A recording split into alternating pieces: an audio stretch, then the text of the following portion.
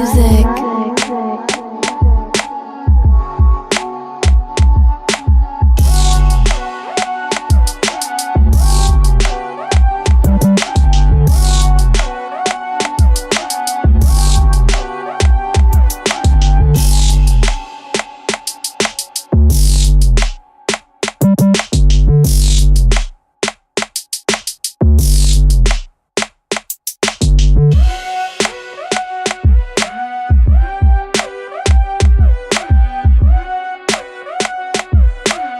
Midnight music.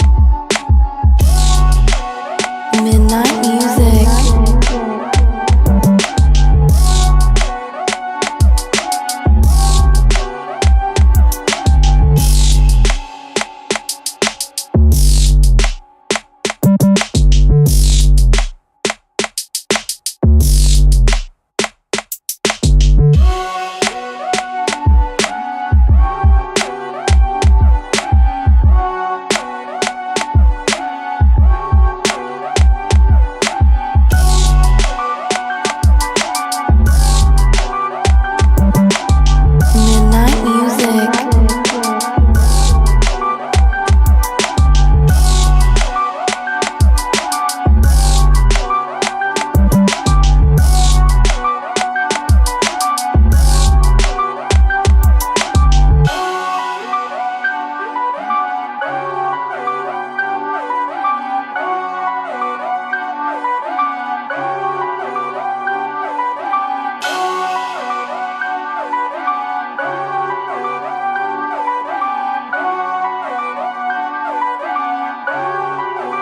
Midnight music.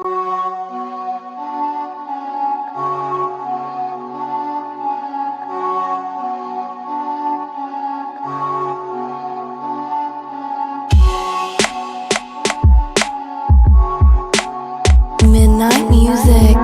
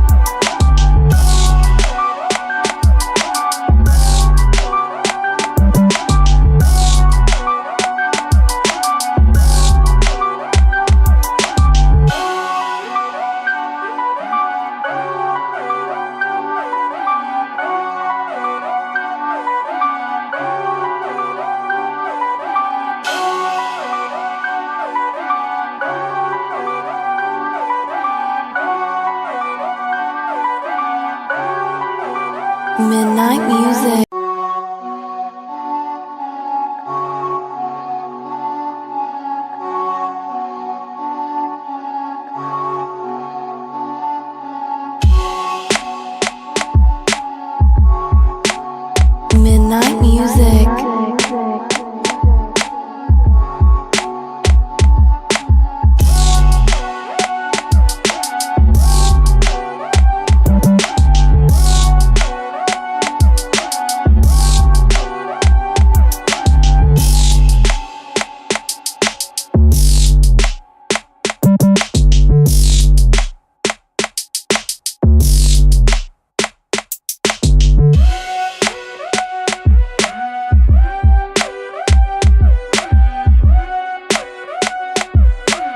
Midnight music.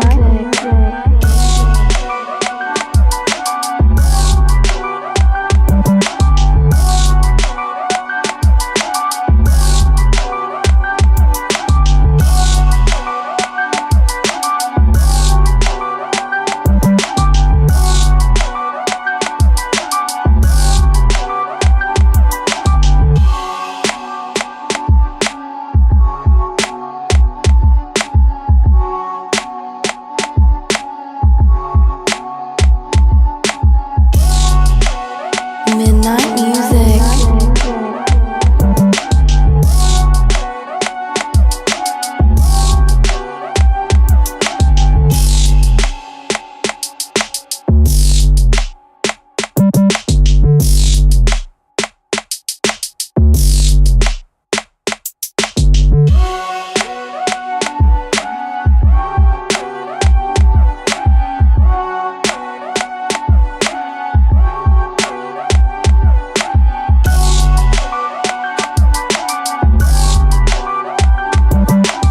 Midnight music.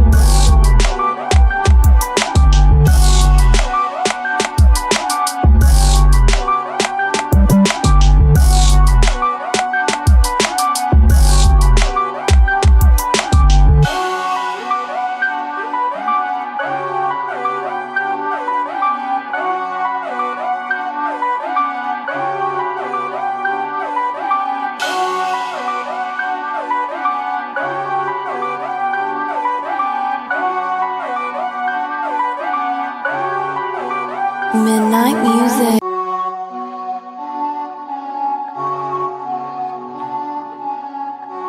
Salads have been eaten, and it is time to go. What did you eat? I had a salad for dinner. Nice. Actually, I had two salads. I had mine and I had hers. Oh, I don't know if I told you guys. What? Frank's a girl. Frank's a girl. Really? Franklin Tortellini's a girl. You just Yeah. figured this out after having for what, 3 years? 3 years. Okay, so with everything that happened around Pride weekend, I did not get to tell everyone this particular So story. you're telling me Frank So- had his own gender reveal during Pride weekend? Frank literally said, "Surprise, bitch," on the last day of Pride Month. So we went. New York City Pride was June 30th. It was the last day of the month. So Frank and Boris were home for that, and we left my friend Kim in my apartment because she was too hungover from the night before. Fair. It was her first time at the gay bar. Oh, And- she had a fabulous time. Yeah. She had the best time ever. So fabulous that she couldn't come to the parade. So we left Kim dead on my couch. And we came back from Pride 4 hours later. And I go to look at Frank, and there are 25 eggs in the tank. Oh my god. And I swear to God, I had a mental breakdown.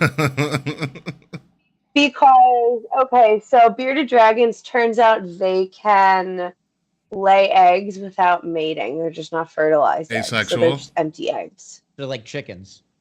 Yeah, my friend told me there's a scientific name for this, but I don't remember the It's name. not asexual. I It was forgot very what it is, big. what I understand, yeah. It was a very big word that I've never heard before, and I Okay. can't recall what it is. But apparently, there's a full thing for it.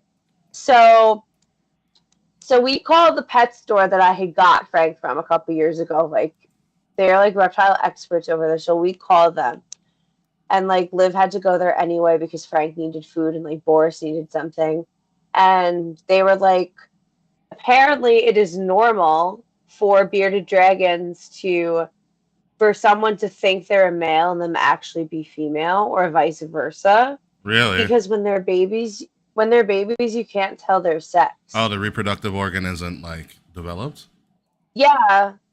So like they don't have like a dick or anything or like a vagina. The only real difference I think is like the pores on by their tail or something. And I can't fucking tell the difference. Frank gave off really masculine energy, so I just That's thought Frank was really a funny. boy.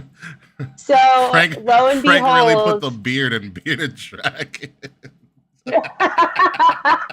so fucking they said it's a good the fact they come to like mature I guess sexual maturity or whatever at around 3 years of age. She's gonna be 3 August 1st. So the fact that Frank was able to lay eggs, like all it means that she's healthy and happy, and she was in a calm environment. Meanwhile, my friend is on the couch, and I'm like, you didn't notice Frank was like giving Your birth? friend was hungover. Laying. She was like, I was asleep. So Boris is literally Are they small? nursing. Are the eggs small? They were like jelly bean size. I touched them. They were a little squishy, but not totally squishy. They were like Eat 'em. firm, but like squishy. Oh, so, It was okay. really Eat cool. Alright. Eat them. Eat them. Eat them. No, you don't Yeah. eat those. That's like caviar. You don't eat. Google, You don't, Google it first. Google it first. Google it first. Is it safe to eat? I wouldn't eat them. That would be a weird boundary for me. But our friends at the pet store confirmed that it is safe to throw them away and they're unfertilized, so a bunch of lizards are not going to be running around Queens. but what Like, if I'm not they about to charge were? Honestly, I mean, Kay, they were wrong the first time. when they sold them to you. So- They don't have a Well, great no. track record here. well, no, it's not that they didn't. They were wrong. They didn't tell me. I assumed Frank was a boy. I straight up asked because I got Frank at a month and a half old, Mhm. and I asked, "Is this a boy or a girl?" And they're like, "It's too soon to tell." And I haven't found an exotic vet for Frank yet. So Frank has never been to the vet. Oh, well, So there's that. Frank has always been like That's funny. behaving normally. So, like I have to check with like Boris's vet if they would even see her. But Went to the new batch. I mean, will she lay eggs like multiple times? Yeah, will this Or happen just, like every Yeah. year? so I'm hearing different things. My mom looked it up and it said she should lay eggs again in 3 weeks. But the pet store said it could be months to a year. Interesting. Interesting. So it could literally be at any moment now. And Well, Frank, you're on the clock. No, literally. So apparently signs of your bearded dragon laying eggs is that they dig a lot in their tank. And I did notice over the last few months, Frank gained weight and was digging around a lot. But I just thought Frank was just overweight or something. He wanted to, feeding and she Frank. wanted to exercise. But that's the thing. She's always been super active and like low key a crackhead in her tank. But she was consistently digging. We have reptile carpet in there. Mhm. She was like trying to dig under the carpet because under the carpet we have paper towels. So like they go to the bathroom and they miss where they go to the bathroom. Yeah, exactly. She was nesting. Gotta make space. So when she gave, and she's in a big tank. She's in like a 70-gallon tank. Yeah. So it's a big like tank. it's big. It's really, really big. So it's like the length of it is basically one of those like 8 cube storage things. It's fucking huge. It takes up a lot of space in my living room. It is a significant amount of space. You've seen it, Yes, I Ricky. have. Like it was fucking crazy. Yeah, no shit. Like I expected a lot of things to happen Pride weekend. I did not expect Frank to have a fucking gender reveal and give birth in my house. Seriously. It's a pretty powerful one. Are you ready to share your other big news tonight, Kay, or not? Yeah, I'm gonna share that on the main show. I know, I'm just asking you for confirmation right now. Oh yeah, it's being revealed. Very It's pretty funny. My sister-in-law did the exact same thing with her bunny. They named the bunny Bruce, and Bruce is a girl bunny. It's like that Fairly Odd Parents. It's a nickel. I named it It's a Philip. girl It's a nickel. girl nickel. But we're still calling Frank Frank. Frank Tortellini's Yeah, too that's good. But I'm using I'm still calling her Franklin, but also I'm playing Frankelina, Francesca, Francine, Frankie the maybe. Francine, Frankie the Femininomenon. The feminine Frank is nominal. still Frank is still Frank in my eyes. Yeah. Franklin Tortellini. Miss Tortellini. Miss Tortellini if you're nasty. It reminds me of the the Family Guy episode where they have like a nuclear bomb goes off in the world and Stewie turns into an octopus, and then like randomly Stewie The Twinkie Factory. and then randomly Stewie just starts laying eggs everywhere. What the deuce? That's what it reminds me of. Oh my god! Well, I haven't watched Family Guy in a long ass time. it's on all the time. There's a marathon of it always going on at someplace. So wow, that is better news than I have this week. I've just been reading books and getting ready for college football. Yeah. Doesn't that game come out in doesn't that game Oh, come out next in a week few weeks? actually, sir. Next Yeah. motherfucker. I I might, have like one more hour left in Assassin's Creed Valhalla until I beat nice. it. I might cancel the show next week because I'm going to get the early release and it comes out on Tuesday. Okay. I'm very hyped for this. I'm very That's hyped. fine. I don't think anything's going to happen next week. I could be wrong. I could be completely I mean, wrong. WWE is really heated up again. I'm actually really excited to talk about the show this week Yo, because wrestling was I great have a this week. lot of thoughts and responses to the Yeah. internet. Kay, did you watch Heatwave? No. God, Kay. Okay, like offended by the Seriously. question. No. I don't watch NXT. Ethan Page won the I will NXT say, title. I know. I will say, in my opinion, Heatwave was better than Money in the Bank. I feel like I have unpopular In what opinions way? on Money in the Everywhere, Bank. match quality finishes, storytelling. Storytelling. Surprises. Yeah. Okay. All right. Yeah, I'll talk about the highlights of it, and then also, That's your opinion. You're entitled to it. but I'm also, very the curious to hear how wrong my predictions are because anytime I do NXT predictions, I pick a name at random. actually we. Oh, I was very wrong on my Money in the We Bank all were. We all predictions, fucked up. Oh my god! Yeah. I didn't listen. Yeah. Fucking Chad Gable, idiot. Yeah. Talking to myself here. Yeah, that was kind of a weird choice, to be honest with you. Chelsea Green. Oh, I should have known better. Listen, I really believed in my heart it was I Chelsea believe Chelsea Green. Green too. I was like, this is the moment. Nah, but Tiffy you know time. what's Tiffy time really was the right funny? place. I thought it was going to be Tiffy time until last week, and then I changed my mind on Chelsea Green. Same. I was Fucking same. You know what it was? Ricky saying like the hometown crowd needs some kind of win, and Triple H had that pattern. so. But then he's just like, This is it's the thing. fucking I Canada. Who didn't. cares? Liv and I were just talking about wrestling at random, and it's like really cute because she's like really truly into wrestling again. Like she's in. Like Nice. she's fully Nice. locked in. Who- Yeah, it's only a Liv? matter of Yeah. time. Only a matter of time. Hell yeah. She liked wrestling as a kid. I got her back into her brother watches it, but like she was like casually into it. But like we make a point, we watch Raw every Monday together. SmackDown it's 50-50. But she's like excited about it and she like looks up wrestling stuff now and she was like, yeah, Chelsea Green's from Canada. And I'm like, Yes, she fuck is. do you know that? I didn't even know that. How did you not know that? She talks She's about just it. like woo woo. She talks about it woo. all the time. You know I it. respectfully don't listen to Chelsea Green very often. There. She's a riot. Did you hear about her getting kicked out of like a New York hotel? No? I did hear because she looked They, like a whore. they thought like she was a prostitute. prostitute. And Stop. she was wearing like the most basic white girl shit ever, and they thought she was a streetwalker. And they Was kicked it her a out. like mini dress or something? It's like, dude, you're in New York. You're supposed to be progressive about this shit. I think it was like I think she got kicked out of the Waldorf. Isn't that like a classier hotel? Yeah, but still, like for what she was wearing, she didn't deserve to be kicked out of the Waldorf. I feel like I feel like I just see people wearing the most ridiculous shit in the city all the time. Yeah. By the way, we tied in our Heatwave predictions because we also Who? we all tied in our Heatwave predictions. Oh wow. Amazing. Because we all also chose the same people. Did we really? Mm-hmm. So like I actively don't listen to the show before I make my predictions because I don't want to be swayed in any particular direction. Respect Yeah, that. well, you got Money in the Bank. You beat everybody in Money in the Bank by 1. Hell yeah. So I'm still You're in the only by lead. 4 now. Let's go. I'm a better fantasy booker. Let's go. It's because we think it's because I can't.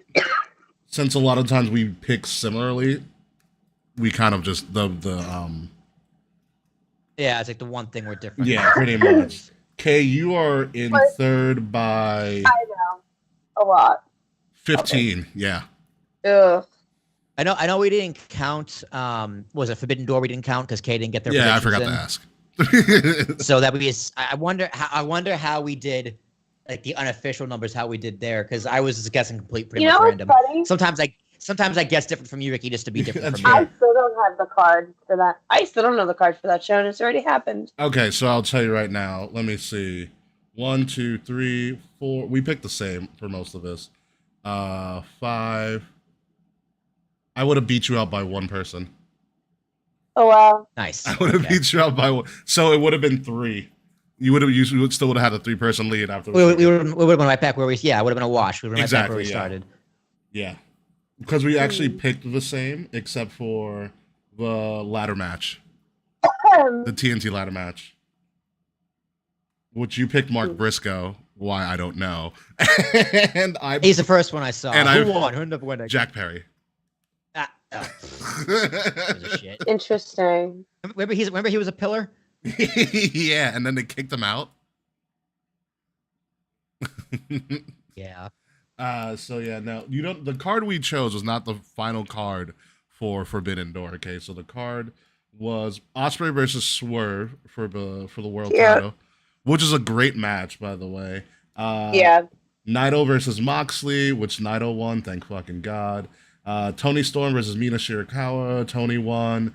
Mercedes versus Stephanie McCurb, Mercedes won. MJF versus Hechicero, MJF won, of course. It's Long Island, and he was the opening match. Zack Sabre Jr. versus Orange Cassidy, Sabre won. Bryan Danielson versus Shingo Takagi. Bryan Danielson won. It was actually a really good match. And then we had the TNT Championship ladder match. Dante Martin, Mark Briscoe, because he's the ROH World Heavyweight Champion, by the way. Konosuke Takeshita, Jack Perry, Leo Rush. And I forgot who the 6th participant was, but Jack Perry won. And Leo Rush probably retired for the umpteenth time. Poor guy. Leo Rush is wrestling again? Exactly. That's what I said when I saw him on the card. I was like, Leo Rush is wrestling again? I thought he retired. I'm like, didn't he go into retirement for like 5 years He did it ago? like 3 times. He couldn't get out of his own way. He was like, I forget what it was. Something like it was a mental. It wasn't a physical reason. Put it that way. Why he retired. It was more mental. Oh, okay. I think. I'm pretty sure. Wow, Charles, you're gonna say I'm Couldn't gonna handle, show my couldn't age? handle something about like the road, the fucking schedule, whatever the fuck. Charles, I'm showing my age. How old are you, sir? Oh, the other thing we're not going to talk about, we can talk about it now real quick. Bad Blood's going to Atlanta. Dude, I'm so excited. I saw that logo. I was like, oh fuck yeah. And I'm like, dude, it's even shaped like Hell in a Cell, the logo, kind of. so you know who the guy is that was with Cody? I assumed he was a rapper. He is a super producer. He's Metro Boomin. He's the producer that did BBL Drizzy. That's fucking hilarious. So even WWE is taking a stand. Yeah. That Metro Boomin is a super producer. He produces a lot of stuff for Future. He's a big Atlanta hip hop producer.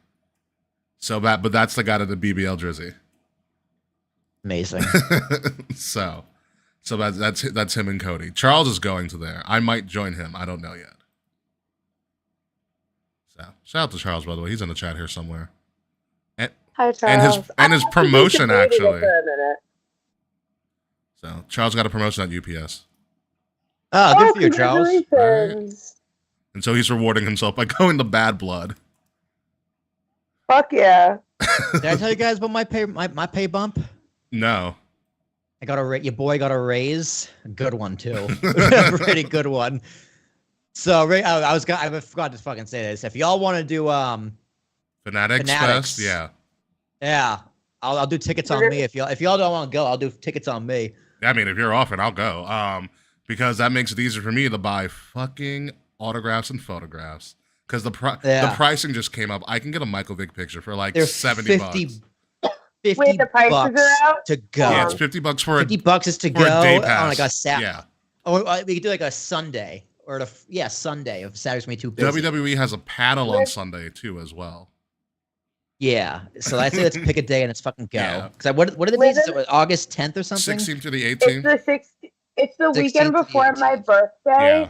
So Liv and I want to go meet CM Punk for my birthday. CM Punk's his price. I looked at the pricing today. He's actually not too bad. I think he's God, 130. I don't care. I'll pay. I know. Listen, I saw the pricing for like Michael Vick, and like I fucking love Michael Vick.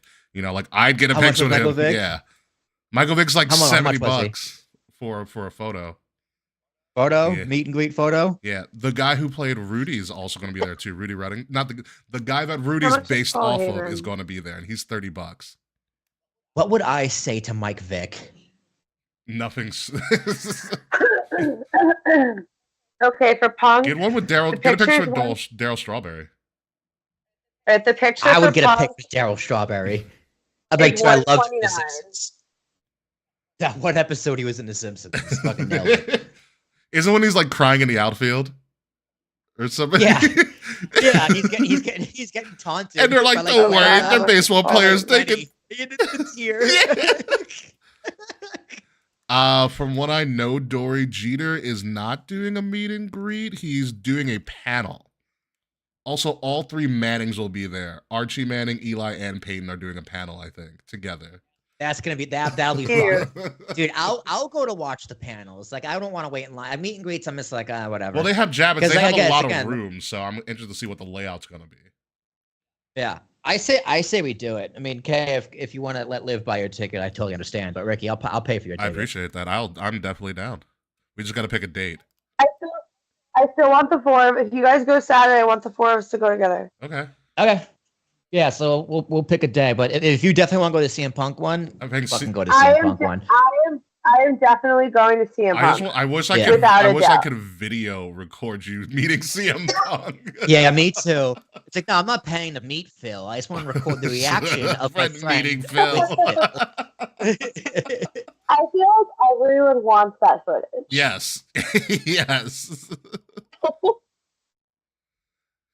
Yeah. Like, but no, I have to go. He's gonna be so close to me. It's my birthday weekend, and I'm trying to get the day off that day, Good. or at least a half day. Oh, it's like 'cause you work Saturdays. Your I work weekends on are what? Saturdays. Sunday, Monday are your weekends? Yeah, Yeah. 50. Hold on. I'm looking at the. I'll pay $129. Also, Kay, I saw it's what 3 years at your job. Yeah, Fuck 3 yeah, years. congratulations. Thank you. I have managed to stay in nonprofit longer than the burnout. I'm still in Period. nonprofit. I'm going on 10. Well, Damn. that means your loans will be forgiven soon, no? Hopefully. As You have them? Yes, I do. As long as the Supreme Court stops acting funny, but I don't know about that. Oh, by the way, Well, that's Ben Stiller's showing up on that's Friday. new forgiveness. The I'm pretty sure the public service forgiveness isn't in question. it's not, but the new plan under public service, a SAVE loan, is in question. Hmm. Or a SAVE deal or whatever. The one that President Biden put in after the Supreme Court shot down the first deal. This is why we can't have nice things. know. Like, you know how the administration was like, we're going to go after junk fees and overdraft fees for your bank? Didn't they do that for Ticketmaster? Or is that some other case? They might do it for Ticketmaster as well, but specifically they're doing it for banks. So if you an overdraft is if your bank account goes below zero, you owe the bank like $5 plus a fee for going over. Yeah, I know that. So the banks make a lot of money doing that, apparently. So if they're gonna get rid of that, the banks were just like, all right, well, someone at JP Morgan was like, all right, well, banks are just gonna have to start charging like annual or monthly fees for a regular checking account. Yo, that's fucking wild. Which is I'm just like, all right, I'm withdrawing my money Immediately. I'm not paying a subscription service for my checking account. Well, interest rates are like 0.02 for a savings account. That's not a high yield. Oh my god. By the way, Yeah. By the way, Will, Ben Stiller is going to be at this event. Why? I don't know. He's doing something with the Knicks. Here's the thing. You know how you don't like Will Ferrell? Yeah. I don't like Ben Stiller, but I give him the one pass in kudos and tip my hat to Dodgeball. Okay. Other than that, I don't think Ben Stiller's funny. Like You at all. didn't like him in Zoolander? No, I despise Zoolander. I hate Zoolander. Okay. I just don't think it's funny. Wait, really? Yeah, I watch Zoolander and go, this is bad. I don't like this. I will. That's how I feel with The Hangover. Ooh. Fair. Okay. Fair. There's a lot of good people. So let me see. Spike Lee's there on Friday too, which is interesting. Spike Lee and Stephen A. Smith. I would love to meet Spike Lee. So yeah, Spike Lee on Friday, Stephen A. Smith's Friday and Sunday. So what's the vibe with this? Like, we pay for the $50 like beforehand, then we pay the meet and greet there. You can pay the meet and greet in advance. I don't know if they actually have it up yet, but you can also pay there for it. They don't have that. Oh, okay. Cool. So the pricing's there, but like, how much is AI? AI is too Yeah. much. There's a Allen Iverson? yeah. Paul Pierce is there, Will, if you want to get your Boston on. How much is Paul Pierce? He's there on Friday, but he's 100 for a photo. Nah, I'm not going on Friday. I'm not taking off work. Let me see who else like J Ray. LT was surprisingly cheap. LT is 100. Freaking Lawrence Taylor? Yeah. Or this one, since I know you're a big baseball head, and he's there Saturday. Ozzie Smith for $80 for a photo. No way. Yeah. Yo. I might Wait, I have to buy a low-key- baseball for him to sign. You can. Wait, I low-key want to go meet Vinny Testaverde. You are a freak. Oh my god. Yeah. I would meet. Yeah. Well, a signed baseball is $80 for Ozzie Smith. Ozzie Smith signed baseball. Yeah. I would do that.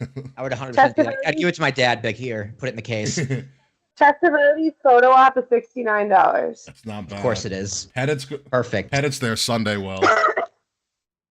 I'd like to meet Andy Pettit. Just be like, I'm sorry you're not going to go in the Hall of Fame. Pettit, Andre Dawson, Cal Ripken Jr. is Saturday. I'm not fucking paying for Cal. He's probably like $150 too much.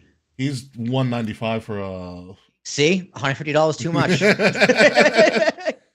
Penny Hardaway. I would chat with Chad Ochocinco or Chad Johnson. God, I'd be like, yo, what was Belichick really like? Warren Moon. I feel like he would tell me the truth. Like I said, Belichick Brady, like, is that feud real? Like, what's the relationship actually like? Because him and Antonio Brown would tell the truth. Yeah. No, there's some crazy ones. Matsui's there on freaking Friday. Warren. I don't know how good his English is, but if it's good, I'd see him. Warren Moon's there on Sunday. Warren Moon's freaking legendary. I love Matsui. I love Hideki Matsui. Daryl Strawberry, Doc Gooden. Ray Lewis is an interesting one for me. I'd be like, just please don't hit me. Don't hit me, please don't hit me. Let me see as I go through this. Yeah, the guy who Rudy is based off of is gonna be there every day. Like, you've seen the movie Rudy, right? Well, yeah. The real guy's still alive, and his photo op's like $30, and I'm like, dude, I'll do it. I'll take a photo with Rudy, sure. Here's one for you. He's not Rudy. Here's one for you, baseball nut. Even though although he's gonna be there on Friday, Johnny Bench. I'm meeting Johnny Bench. All right. Nah, he's Friday. He's a Hall of Famer. Johnny Bench is Great Friday. catcher. Edgar Martinez is there on Friday. Yeah, he's overrated. Cece's on Friday. I would fuck. Okay. I would maybe take off work for Cece Sabathia. Cece's there, and then all of the wrestlers. Paul Heyman's Saturday too. Paul's just an appearance. I'll pay money for Paul Heyman. Oh yeah, I'd pay money. It doesn't say how much Paul's price He is. may have not revealed his prices yet. Here's one for you, Will. Pedro is on Friday. Martinez? Yeah. Dude, full Yankee gear. Be like, yo, call me daddy. I paid for it. Call me daddy. Say I'm your daddy, Pedro. Say it. Oh, but there's a couple of other great ones too. Like freaking Dominique Wilkins is a $60 photo op. Nice. Dominique, and here's one for you, Will. Frank Thomas. The Big Hurt? Yeah, Saturday. Damn, he's a Hall of Famer too. Yeah, it's a good lineup. Yeah, so I know. Miguel, Frank Thomas, what do you think of the pitch clock? Tell for real. if you had a pitch clock when you were playing, would you be in the Hall of Fame? Ooh, that's a good question for him. He'd say, yeah, of course. What do you mean? Yeah, it's a bad question for Frank Thomas. It's a good question for someone who's not Frank Thomas. I'm a big hurt. Yes, I would be. He's like, if there's a pitch clock, my batting average, my home run total would take a big hurt. Yeah. Okay. So I'm just looking at this. I'm looking at ticket stuff now. Yeah. So ticket sites are still up. The Sunday's a shorter day. It's 10 to 4, which is perfect. And every other day is other day is 10 to 7. Oh, we got a real New Yorker here in Dory. All right. So I might have to do a Friday. I might have to do a Saturday, Sunday. Just to see some people. All right. Are you ready to go? Yeah, let's do it. Yeah. Let's do it. All right. Give me a countdown. All right. Oh God. God, okay, this file got way too long. All right, starting in. Where am I? Oh wait, I can't hear you guys. One second. Uh-oh. Usually I know them with technical difficulties. Oh, that's why I had a mute button on. All right, starting in 5, 4, 3, 2.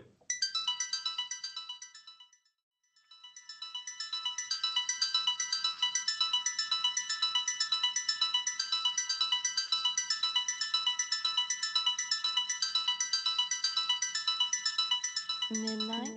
Coming up this week on Kings of the Rings podcast, goodness gracious, Toronto really cashed in on the heatwave that was WWE this weekend. Money in the Bank is over, NXT Heatwave is over, and we have a lot of news that you can see, or maybe in just a couple of years won't be able to see anymore. So sit back, relax, and oh yeah, Kay has some big news as well.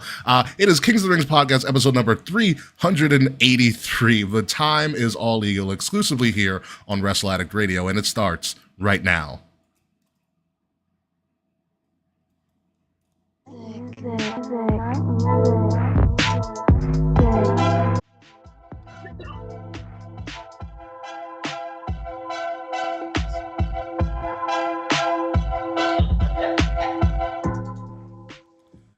God, it's so fucking hot. I'm so glad I stayed inside most of the weekend. I can definitely see you right now. They can't see you, but they will be in a second. Ladies and gentlemen, welcome to Kings of the Rings podcast, episode number 383. The time is all ego. As much as an ego as this person trying to spam us on Twitch right now. I am your host, King Ricky Rose. Thank you guys for joining us. If you like what you're listening to or what you're hearing at the moment, please like, share, subscribe. The links to all of that are in the description below. Money in the Bank and NXT Heatwave were both phenomenal events happening up in the Great White North in Toronto that we're spending pretty much the entire show talking about it and the fallout. And before we get to that, let's bring it over to Mr. Will Tarasuk. How are you doing today, sir? Dude, my childhood is, well, yeah, my teenage years are over of loving John Cena, because I didn't watch wrestling when I was a child. But yeah, right, John Cena. You know, when I saw him come out, I was like, what the fuck's Cena doing here? And then I saw his towel. I'm like, he's not retiring in Toronto. He can't. And then he's not. It's just going to be a fucking year-long retirement. Year and a half. It's never been done before. It's something interesting, and it's very John Cena. I can't wait to fantasy book the shit out of that. Right, Kay Murphy? Who is his final opponent? Don't tell me. I want to hear your news. Yeah, we're not going to talk about John Cena until we get to the John Cena segment. But Kay, I believe that you have some big news that you want to share with the world that we've been holding back for the last 2 weeks at this point.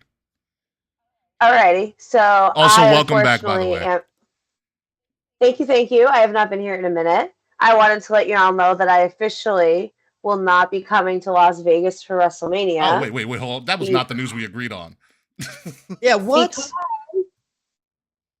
I'm getting married, bitch. You get married in Vegas. Hey, you're gonna get married Easter weekend. You're gonna get married on Easter weekend and 420. No. Oh my, amazing. Oh God, you know what? I love it. I am not getting married on 420. But I am going to be planning a wedding, so I have to save money. Oh, that makes way more sense. Can you flash? Yeah, Vegas is going to be very expensive. I would not pay for a wedding in Las Vegas WrestleMania to see you either. Absolutely not. Like, no. Weddings are expensive. Weddings in New York City are stupid expensive. Yeah, they are. Like, so I'll tell you what we're thinking of doing in the when we're off air. What Jazz and I are thinking of what we're thinking of doing in terms of a wedding and cutting costs and doing all there's that. a thought then involved in that. Very interesting. Okay, let's see that hardware again. I want to see it. Okay, it's very pretty. Yeah, it's very that's nice an ring. awesome It's ring. very Congratulations, Kayfabe. Thank you. It's a coffin shape. And you got your nails done for the show too. I like that as well. I'm sorry. My first reaction was, "God damn it, they beat me." So I literally panicked about my nails for weeks, like the entire month of June, because I was suspicious that we were getting engaged. Great. I like your nails too. Yeah. Thank you. So Juan does have a point. You did put it on your Instagram story. Yes, I did put it on my Instagram story, but I still didn't put it on the show. Yeah. We thought we were going to have the exclusive, so we kept it quiet. Thank you. Well, I still wanted to be the one to deliver the news myself. Yeah, so let's hear the whole story. By the way, this is the you show right now. All right. Okay. So it was the last weekend of June, and that was the weekend of New York City Pride.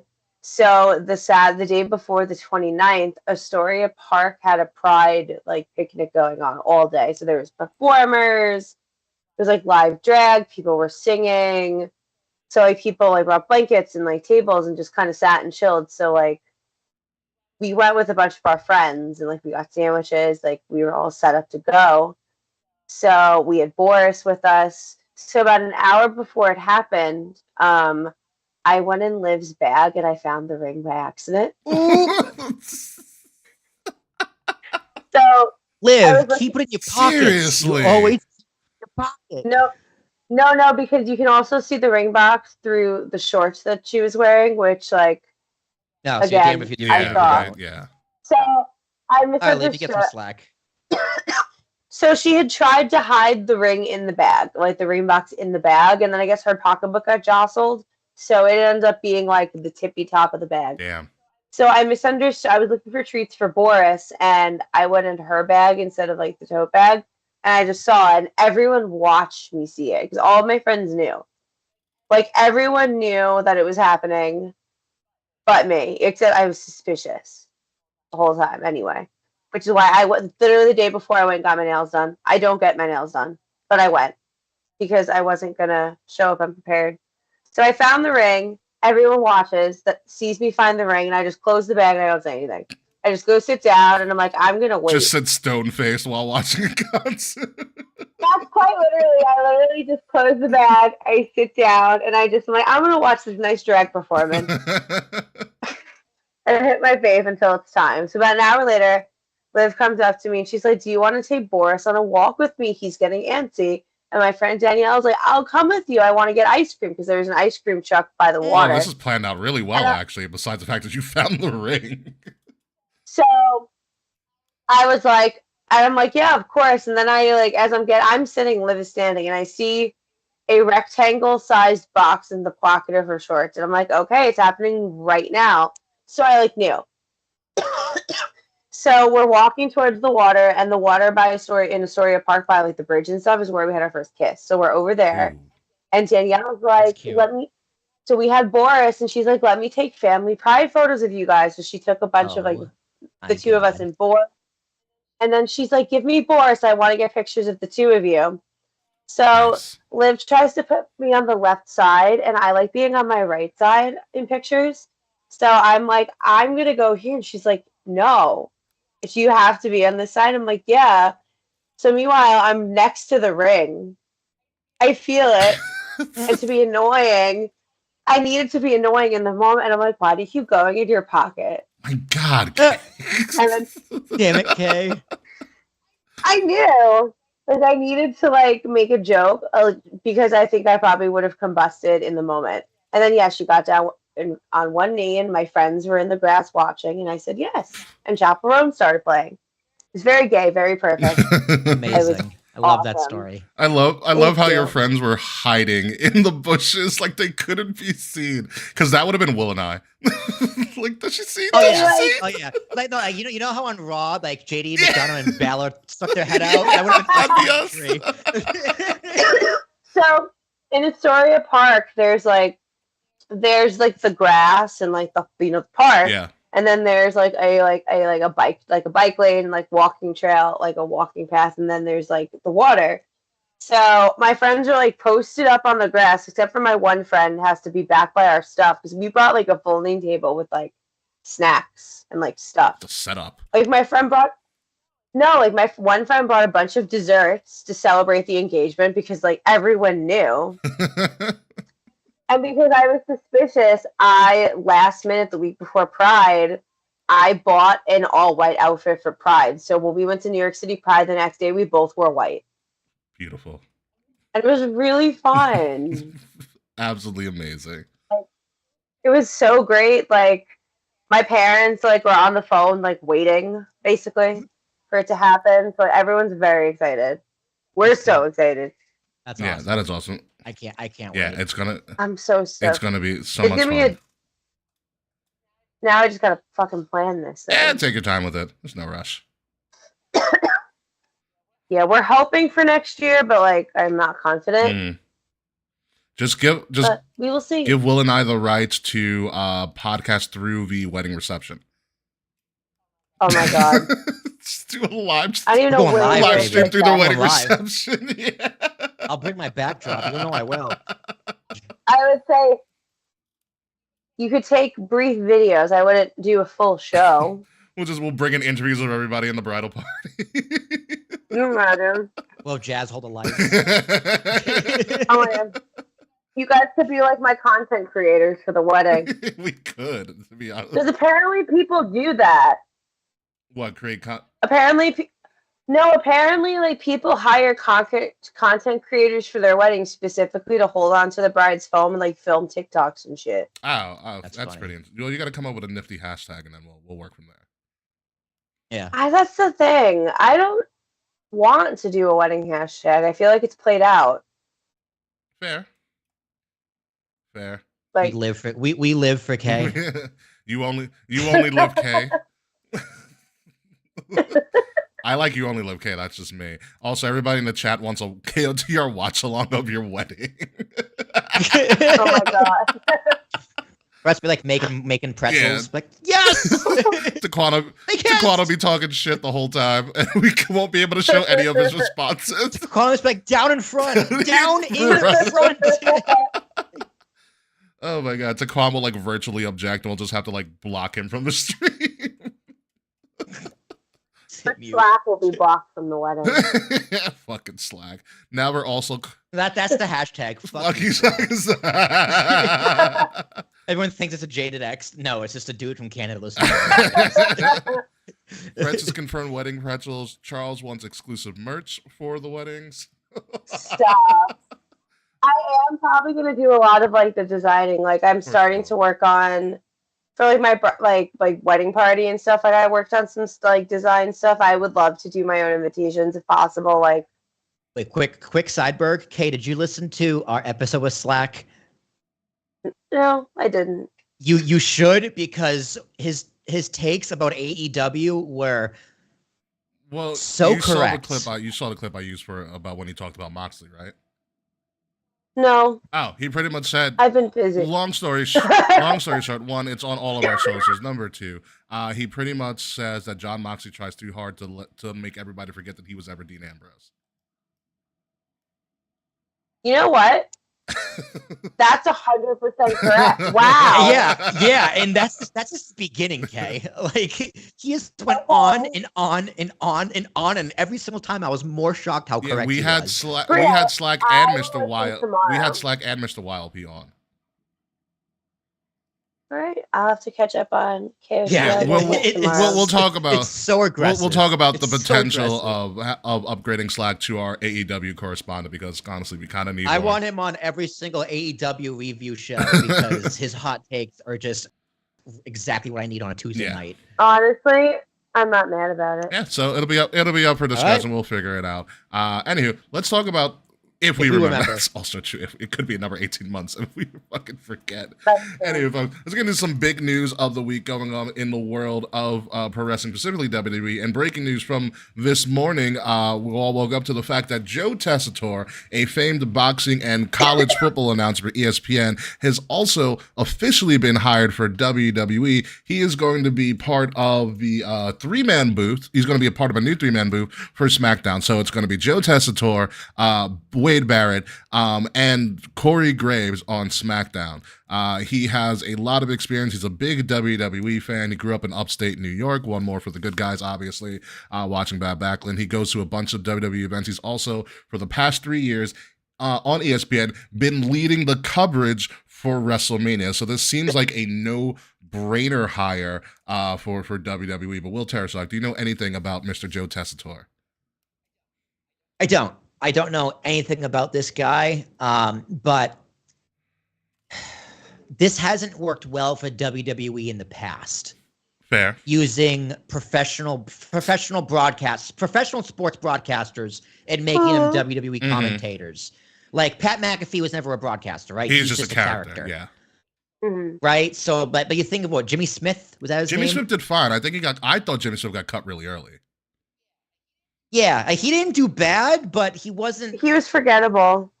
He wasn't a character. You know, Morrow is the closest thing to making it like a traditional sports broadcaster coming in to do wrestling. Morrow was the closest.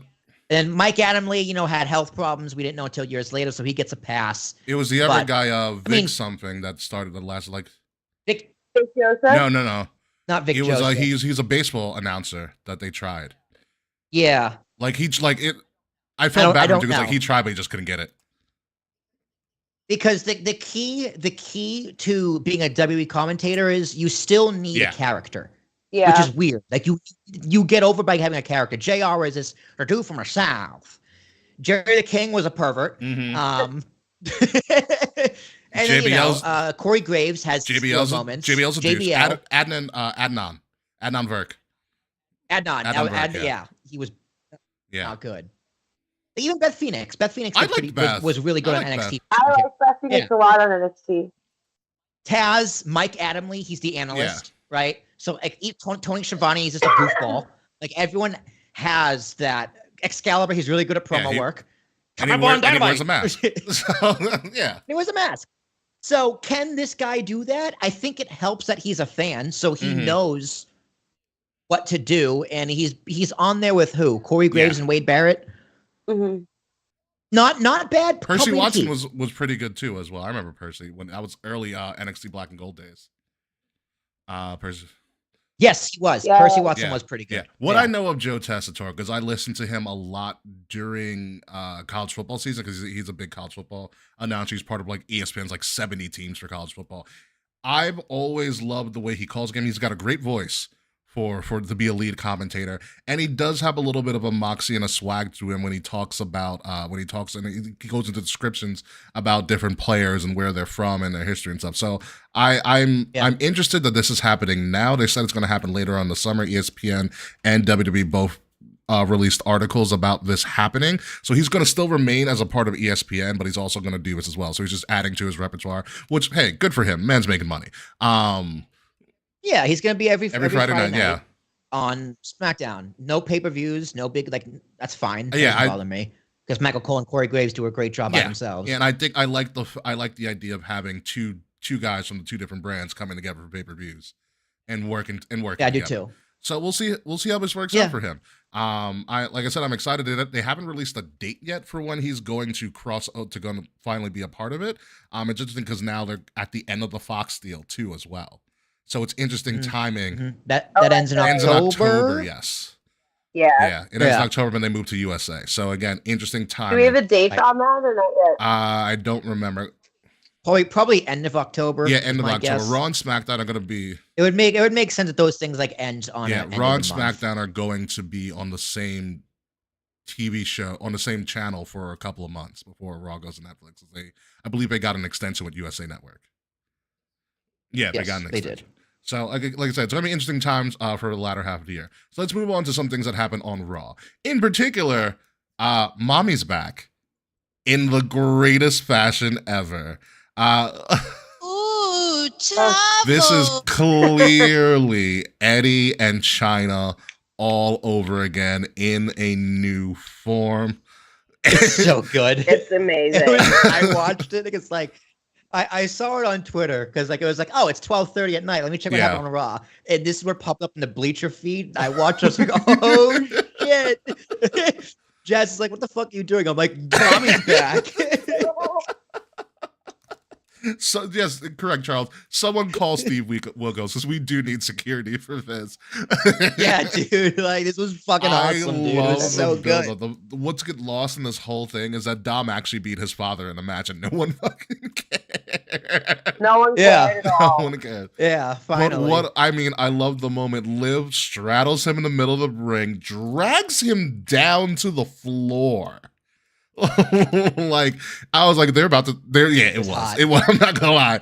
I was like, it was dude. pretty I was hot. like, Dom, no better time than like right fucking now. Just go for it. And he was about to, and then Rhea's music hit at the perfect time, and insanity ensued. I loved every moment of it, and then I was mad at Dom because I was like, Dom, you've had 2 months to pull this off and get away with it, and you kept resisting, and now he's not gonna get chicken nuggies anymore. And here's why he should have done it. Rhea's mad at him anyway.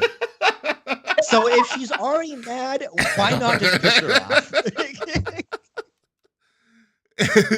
You know what I mean? Like, if you're toggling this close, if you're dipping your toes in, just go ahead. I was like, dude, you might as well. I mean, this man, if you think about it, it doesn't matter you're not at fault. It doesn't matter that you're not at fault. You shouldn't have been in the position to begin with. That's what she's going to say. Exactly. Dom has a life that most heterosexual cisgender males dream of.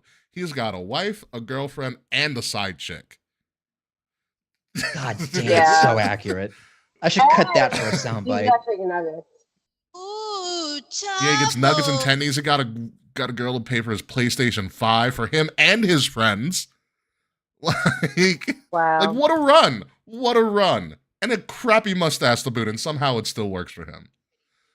And he didn't even capitalize on it. So ugly. But the stash is so My bad. God. I do. I love the mustache. Mm-mm. I mean, when I say I love the mustache, I love the mustache. You know why? Because nobody, and I mean nobody, rocks a mustache anymore. Not even in the.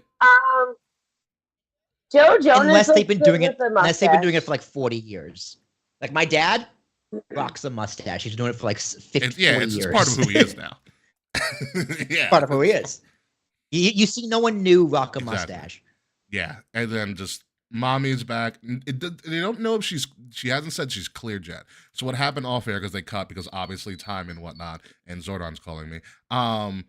So Dom literally pulled an Eddie and was trying to like talk his way out of it, and Rhea just didn't want to have anything to do with it. Liv, like a woman on an episode of Cheaters, went running. If anybody's ever seen Cheaters, Ran. Fucking ran. Cheaters is the greatest trash television show of all time, and there's a Cheaters channel on Google TV, and it's fantastic. And I watch it whenever I get bored because it's literally a marathon on all the time. Do you know there are? I should find that. I do that for TNA on my TV. Do you know there have been?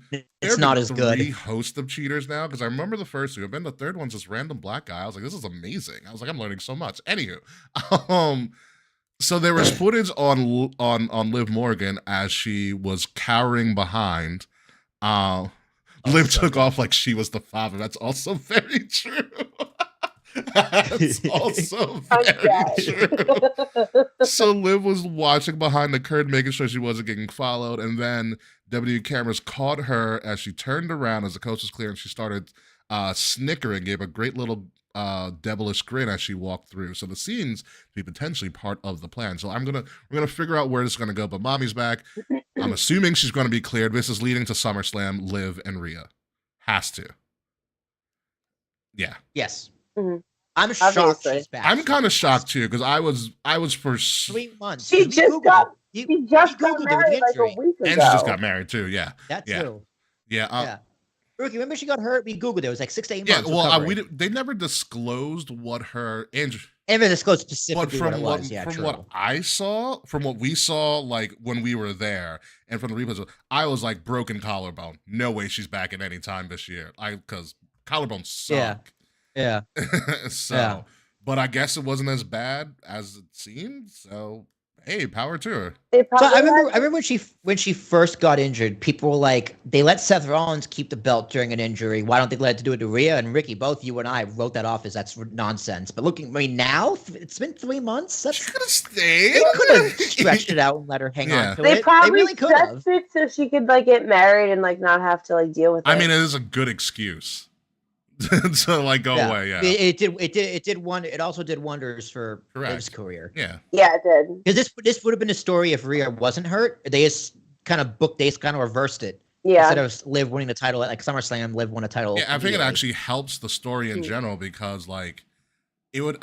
Everything was stolen from her. Well, everything was stolen from her, and also Rhea wasn't around, so that it gives Liv the freedom to kind of run around and be a menace without having to work.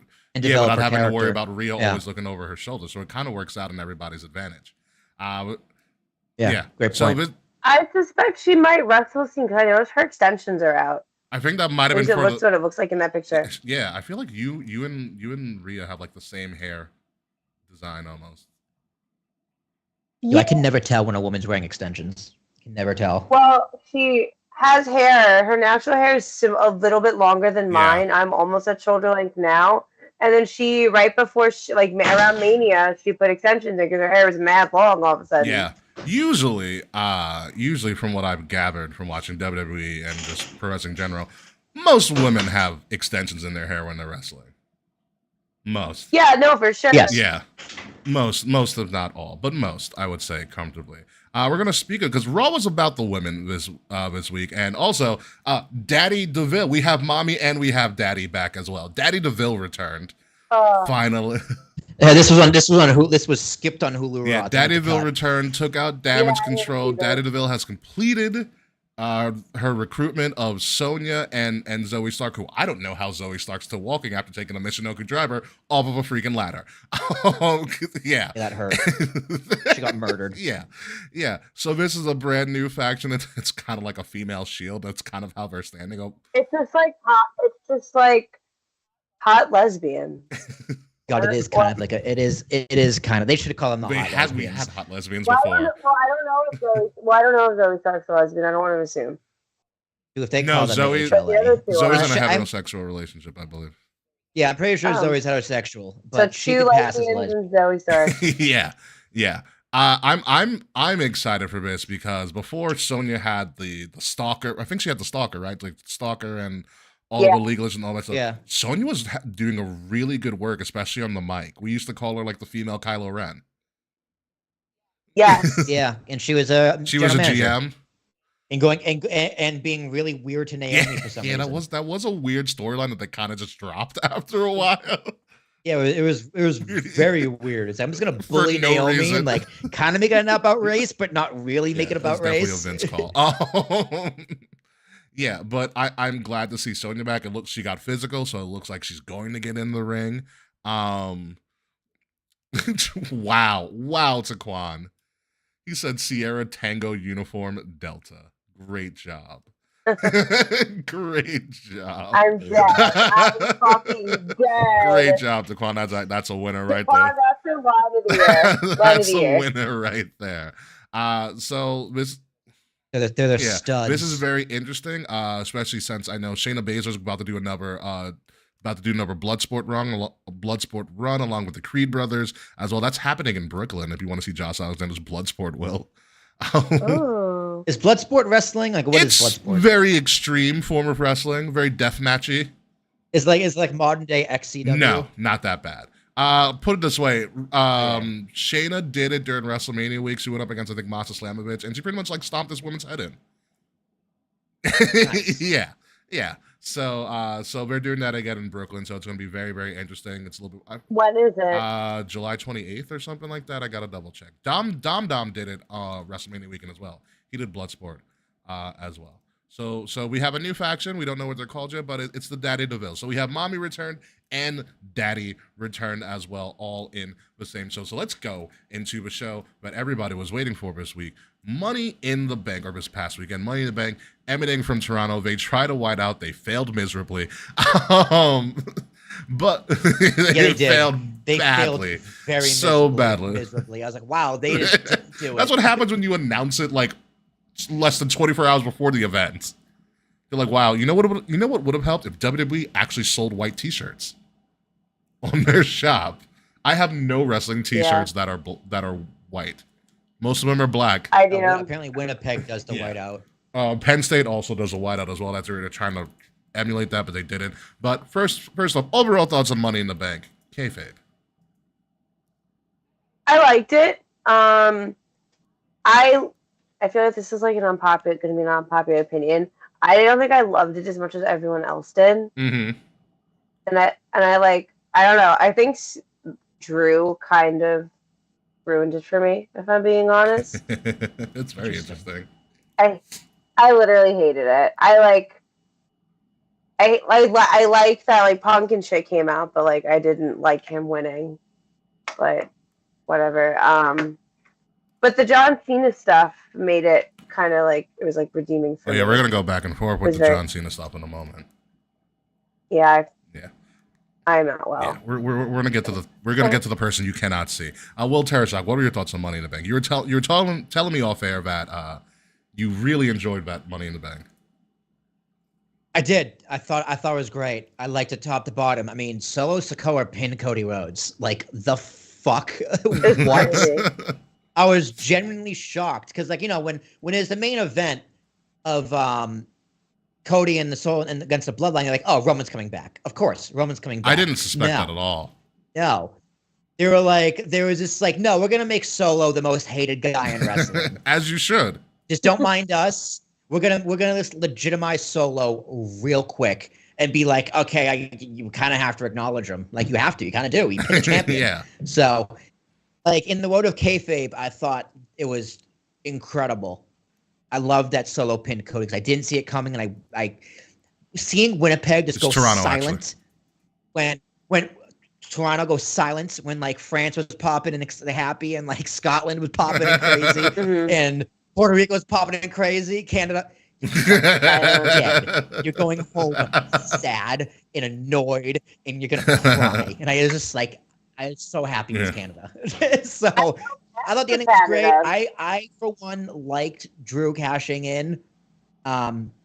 We can go into the detail when we get to that. The money, the matches themselves were great. The women went to town. I liked that it was 5 matches. The Cena Hardwood segment was fantastic. So the show was well paced. I loved my wings. Got to watch it from bed. Beautiful. It was just all around. I was very into the show. I was doing in my bed. Like I was all about it, dude. I enjoyed the show a lot. Yeah. Yeah. 9 for me. Forgot a comment I forgot to make. The post show was my favorite part of the whole event. I was literally just about to hit it. Post show was excellent. The post show was John Cena is my king of the night. You do not, but you know what's great about? Well, John Cena's my king of the night too. Well, you know what they emulated the post show after? Because I figured out a lot of people were very keen on it online. It's inside the NBA. One more question. It's literally TNT. I've never seen that a day in my life. It's like the way that Inside the NBA does, or NBA on TNT does their post game is you have the panel, you have your Shaq, your Charles, or Kenny Smith, and they go back and forth between like somebody's like right after, like they got Solo on a headset because he was in Gorilla right after, and that's usually what they do with like the player of the game, and they'll interview him, and Solo's like acknowledge me, blah blah blah, and threw it away, and then they'll talk, and then they go to the presser, they talk, they go back to the presser, they talk, go back to the presser, and then they talk again, and then the show's over. That's literally how NBA on TNT does their post game. It was fantastic. It was an hour and a half. It was an hour and a half. I mean, I think it was long because Cena went long. It was. Okay, he should have went longer. But I could have went without the back and forth a lot. I think after Cena went, it should have just went after another. Tiffany Stratton also needs work with press. Oh yeah, she looked terrified. Yeah, I think they pulled her early. Yeah, she didn't look great on the presser at all.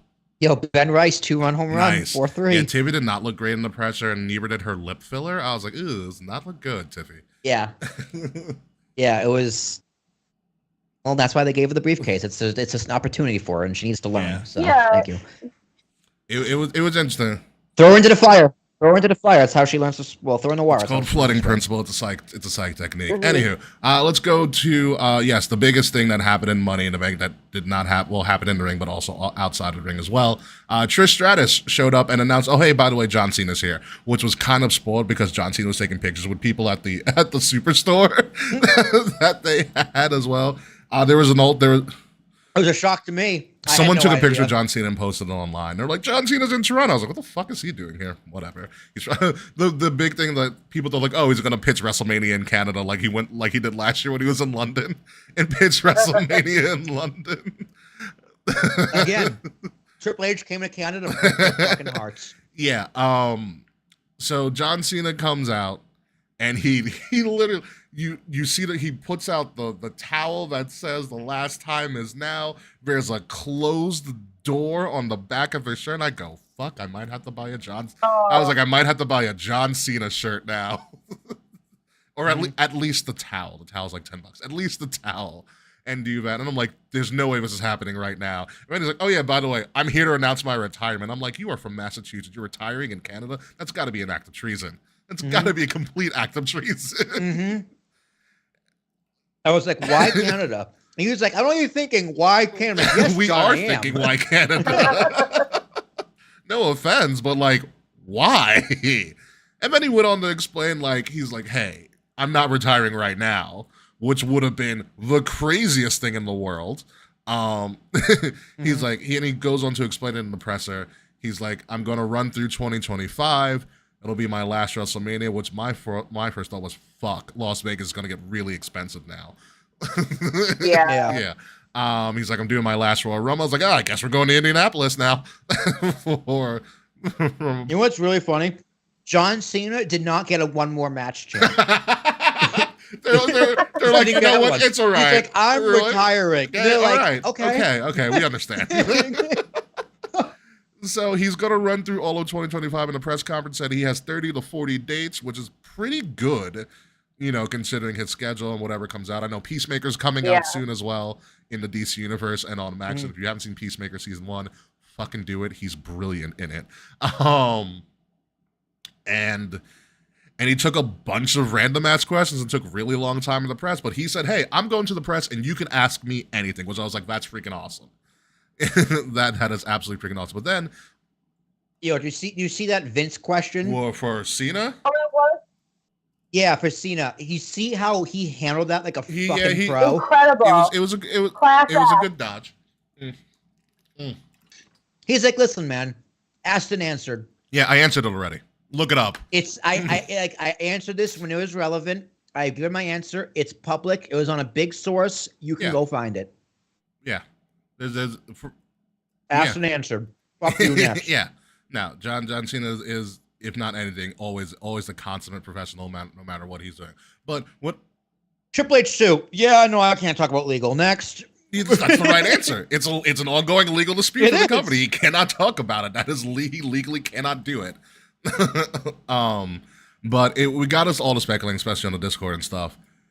2 questions now that we know that he's not retired, because I thought initially he was retiring at WrestleMania. I go, fuck, that's going to be insane. He's not retiring at Mania. He's retiring sometime after Mania, whenever his dates are up. So the big question, we'll do one question at a time with Cena. Kayfabe. Actually, no, go to Will. Will, who is John Cena's last WrestleMania match? Fuck, man. I have no idea.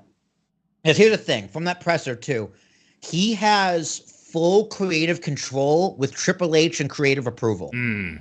So he can do whatever he wants as long as it doesn't affect business. Okay. Right? So he can pretty much pick his storylines, pick his opponents. And Triple H has literally said, you can do it however you want to do it. You've earned the right, which he has. I have no problem with that at all. But Triple H is like, listen, we got to do this for Triple H is also like, I'm going to help you create this storyline. So input, just so you know, that was him saying, yeah, but we have final approval, which duh. which is totally fair. So if you're gonna be fancy booking this, you got to think like John Cena. How do you do that? Because he also said it's gonna be very into his character. No heel turns, no final boss. He's like, it's gonna be me one last time being my genuine self. He did say he's retiring the jorts. He said he's retiring the jorts. He's like, after this, I'm no physical. You're gonna see me in a suit and tie forever. And that's when it hit me. Now it's like, fuck. Yeah. I might buy a shirt too. I've never bought a John Cena shirt. I've never bought the headbands. I love that I have his book. Don't you have the Cena jersey? Guys. I do have this. I do have the soccer jersey. I do have the Cena soccer jersey, but I've never had his Fruity Pebbles shirts. Like I might have to do the full thing: hat, sweatband, shirt, the jorts, all of it. I'm gonna do all of it. I was just saying, I want to be John Cena for forever. Halloween. What was that, Kay? So I think I would be John Cena for Halloween. Probably. Yeah. But anyway, who's his final opponent? Final WrestleMania opponent. At WrestleMania opponent, I have no idea. The big one is Randy Orton. I don't know why people want to see that match again. I do not want to see John Cena, Randy Orton ever again. Oh, I want to see it again. I wouldn't mind having a John Cena Edge, one more John Cena Edge feud. If Edge wasn't an I wouldn't mind that. Yeah. I wouldn't mind someone young like John Cena, Braun Breaker. I think would be great. John Cena, CM Punk one more time would be pretty good. But I have no idea because it's what story do you tell? Do you still what is the true never give up story of John Cena? Like what if it's how I was thinking of this. Like, what if how Ric Flair was the last match I lose is the one I retire on? John Cena's is the last match I win is the one I retire on. He goes on an L tour the entire year. And then his last I'm never gonna give up. I am not gonna give up. I'm gonna win at least one match on this tour, and the last match he wins is his final match. I like that idea. I like that idea. That's a good flip. That's a good flip the script. That is the true never give up story, and he puts everyone over. Hopefully on the way out. You know what this reminds? It's what I think it's going to remind me of closely of his United States Championship Open Challenge. That was my favorite. Yeah. Yes. It was incredible. You want some, come get some. And he fucking loses every time. Yeah. I feel like that's a really good sob Rudy story. But you mentioned just some stuff about WrestleMania, but kayfabe, who does John Cena, in your opinion, face at WrestleMania Vegas? Okay, so I was going to say Braun Breaker as well, just because I feel like John Cena, part of this tour is to wrestle talent he hasn't had the chance to yet. And to put the new guys over. So, like, it seems like they want Braun Breaker to be the guy, right? They want him to be Goldberg, at least. For real. Or if not Braun Breaker, I could see him wrestling someone like LA Knight. Yeah. Another person who very well could be, someone who very well could be the guy. Also on this tour, like, I want to see him wrestle Punk again. I want to see him wrestle Randy again. I want to see him wrestle R-Truth, so R-Truth can wrestle his childhood hero. I would like that. Honestly, R-Truth could be a great one for him to go up against. And like R-Truth was like, I don't want to hurt my hero, and John's like, hurt me. This is total cinema. Well, let me ask you guys this: what do you want more? Do you want more matches you've never seen, or do you want would you rather have 15 to 20 different matches? Or 3 to 4 different storylines. I mean, if he's just doing one, someone gets some open challenge, and the way I see it is like anybody can get it at any time. I want to see more U.S. Open Challenge where you don't know who's going to challenge him every week or every time he shows up. Too. And since it is such, in my idea, and a little bit of my mark in me, and since he's such an overarching figure in the world of pro wrestling, this could be something that a lot of people, a lot of older wrestlers from his past could show up, sign like one-day contracts. Like it could be a possibility just because of the fact that it is John Cena. He's such a great ambassador for all of pro wrestling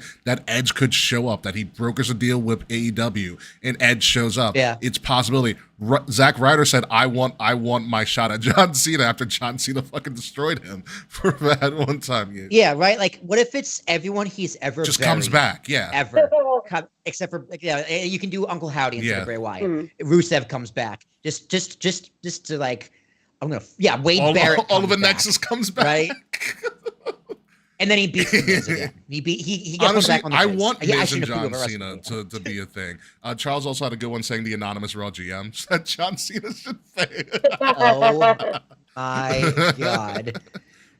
Can we just- I don't know, but I'm so excited to see it. Me too. And I love that John Cena has the same mentality of, I don't want to leave the WWE family just because my body can't take it anymore and I want to have an acting career doesn't mean I still can't do things behind the scenes, which I don't know how that's going to work. Imagine John Cena as your agent for a match. Yeah. You gonna do a shoulder tackle? Then another shoulder tackle? Into a fireman's carry. That's a good point. What if we get a Daniel Bryan return at some point? Oh, I would love that too. Daniel Bryan. The Hardys, Matt and Jeff are thinking thinking about returning to WWE. Matt has come out and openly said, "I believe our careers end in WWE." Of course they do. So it's a big thing. So like WrestleMania is wide open. I would love to see The Miz be the one. Let's segue to who retires John Cena. There's been a lot of ideas about who retires John Cena. One of my big things is The Miz, for all the shit that John Cena put The Miz throughout his entire career. The Miz one-upping John Cena one last time and retiring him is a storybook moment for The Miz, even though Miz is already a first ballot Hall of Famer. Gunther could be Nikki Bella. Stop it, Charles. Nikki Bella. Gunther retiring John Cena makes Gunther an automatic like a legend. Like the person who's John Cena's last match that potentially beats Cena is legend. Gunther would be huge. If for legal, if not Gunther, if for legal reasons, this probably would be an issue. Brock, because there's an idea in my head that Brock returns to just do the same thing he did at SummerSlam.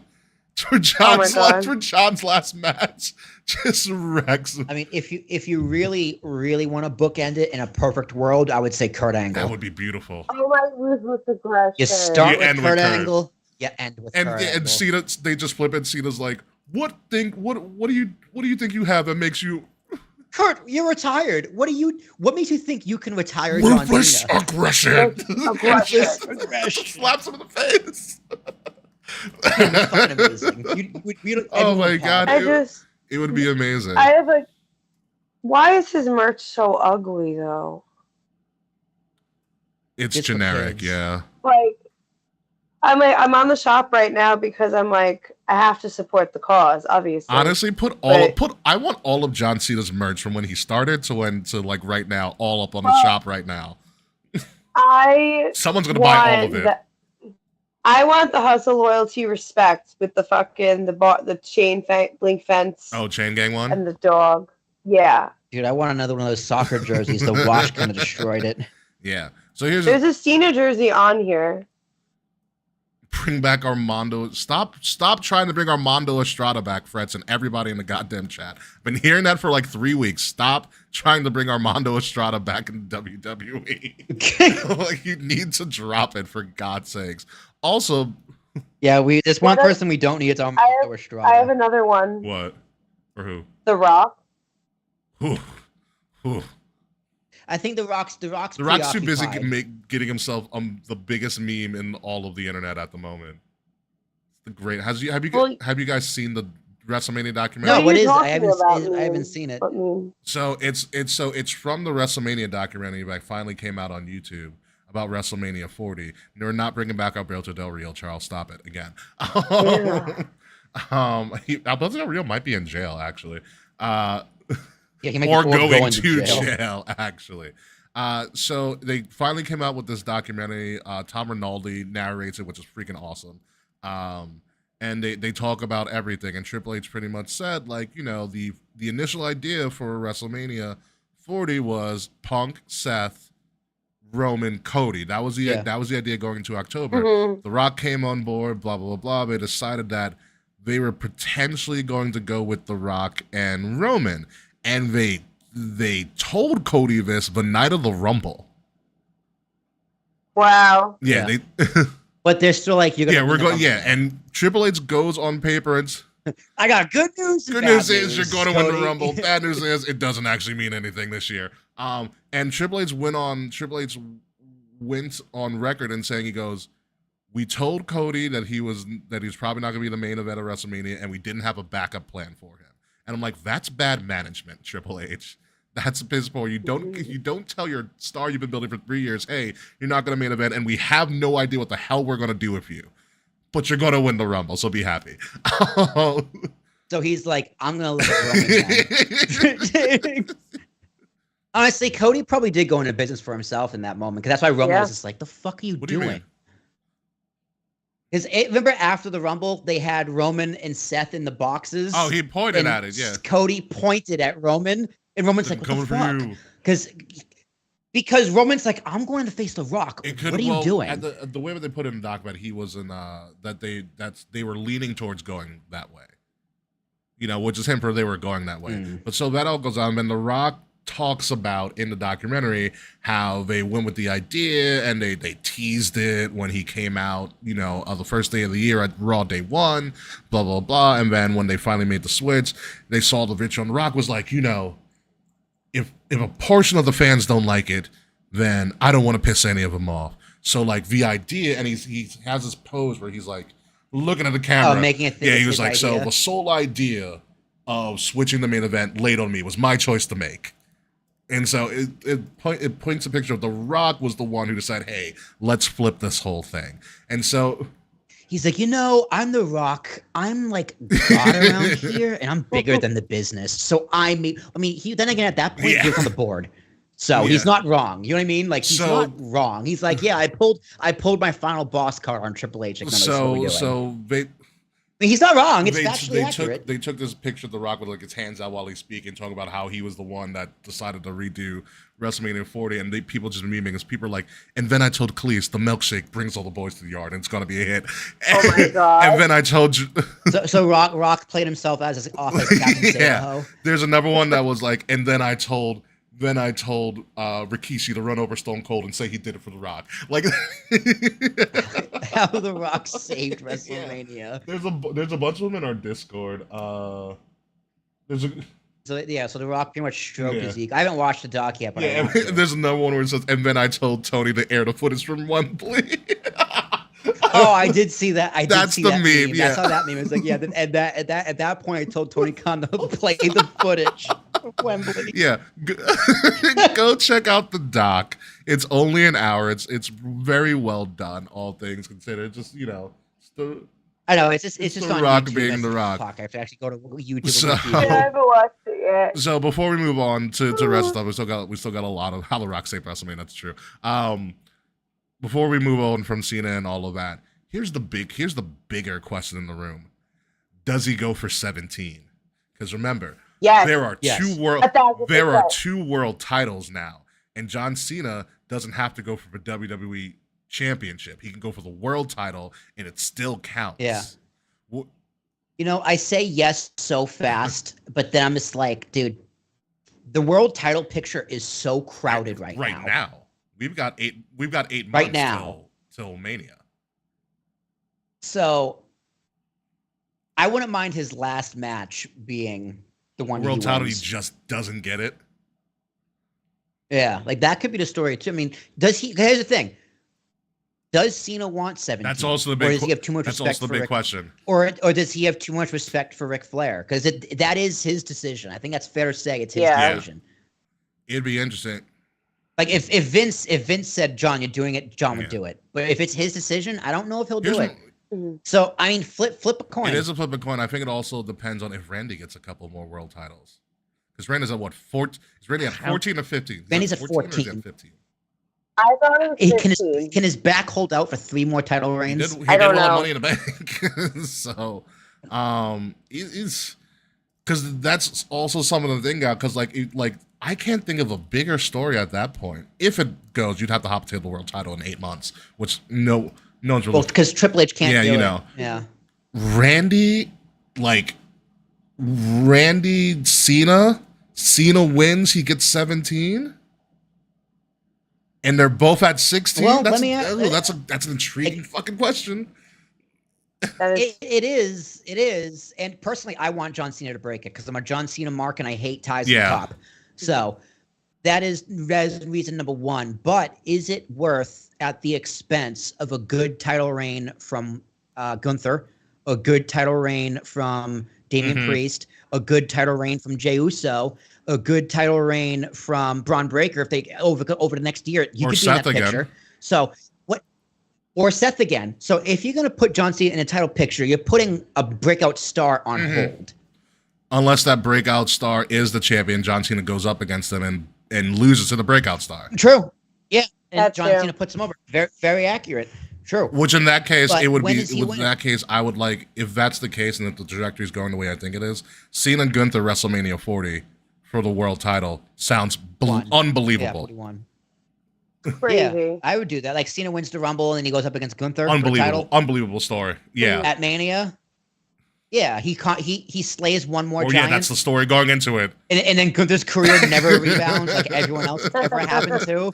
You know what? In second thought, let's remember who we're talking about here. That's John Cena. He can't put someone over. He's just not good at it. If there is a match that I think I You want know to what I see, especially if this is going to be a big retirement run for him, what if we're going to go a little horror here because that's what we're leaning, what if the Wyatt Six removes John Cena from all of pro wrestling? What if that's the final motion? If the Wyatt Six survives that long,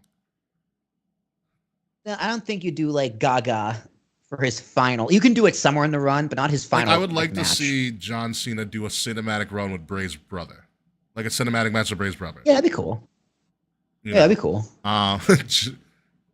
Someone from TNA, not named John Henry, is NXT, but I won't say who is, just in case. No, we're not watching. I heard MSK might have returned on NXT as well, which yeah, That's good. Really? well yeah, Wentz got hired by Impact again once the allegations from him were dropped or revealed to be falsified.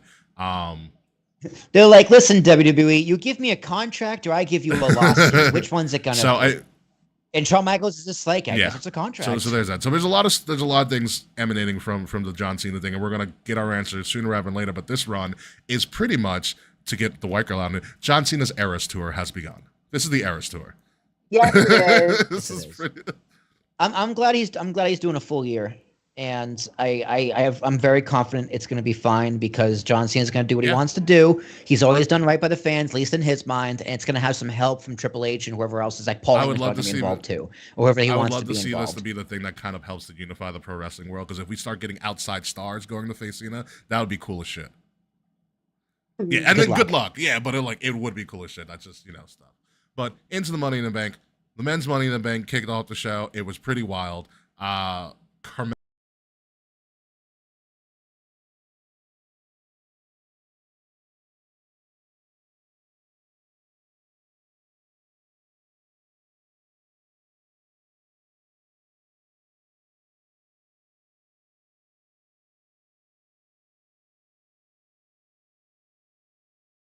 Much.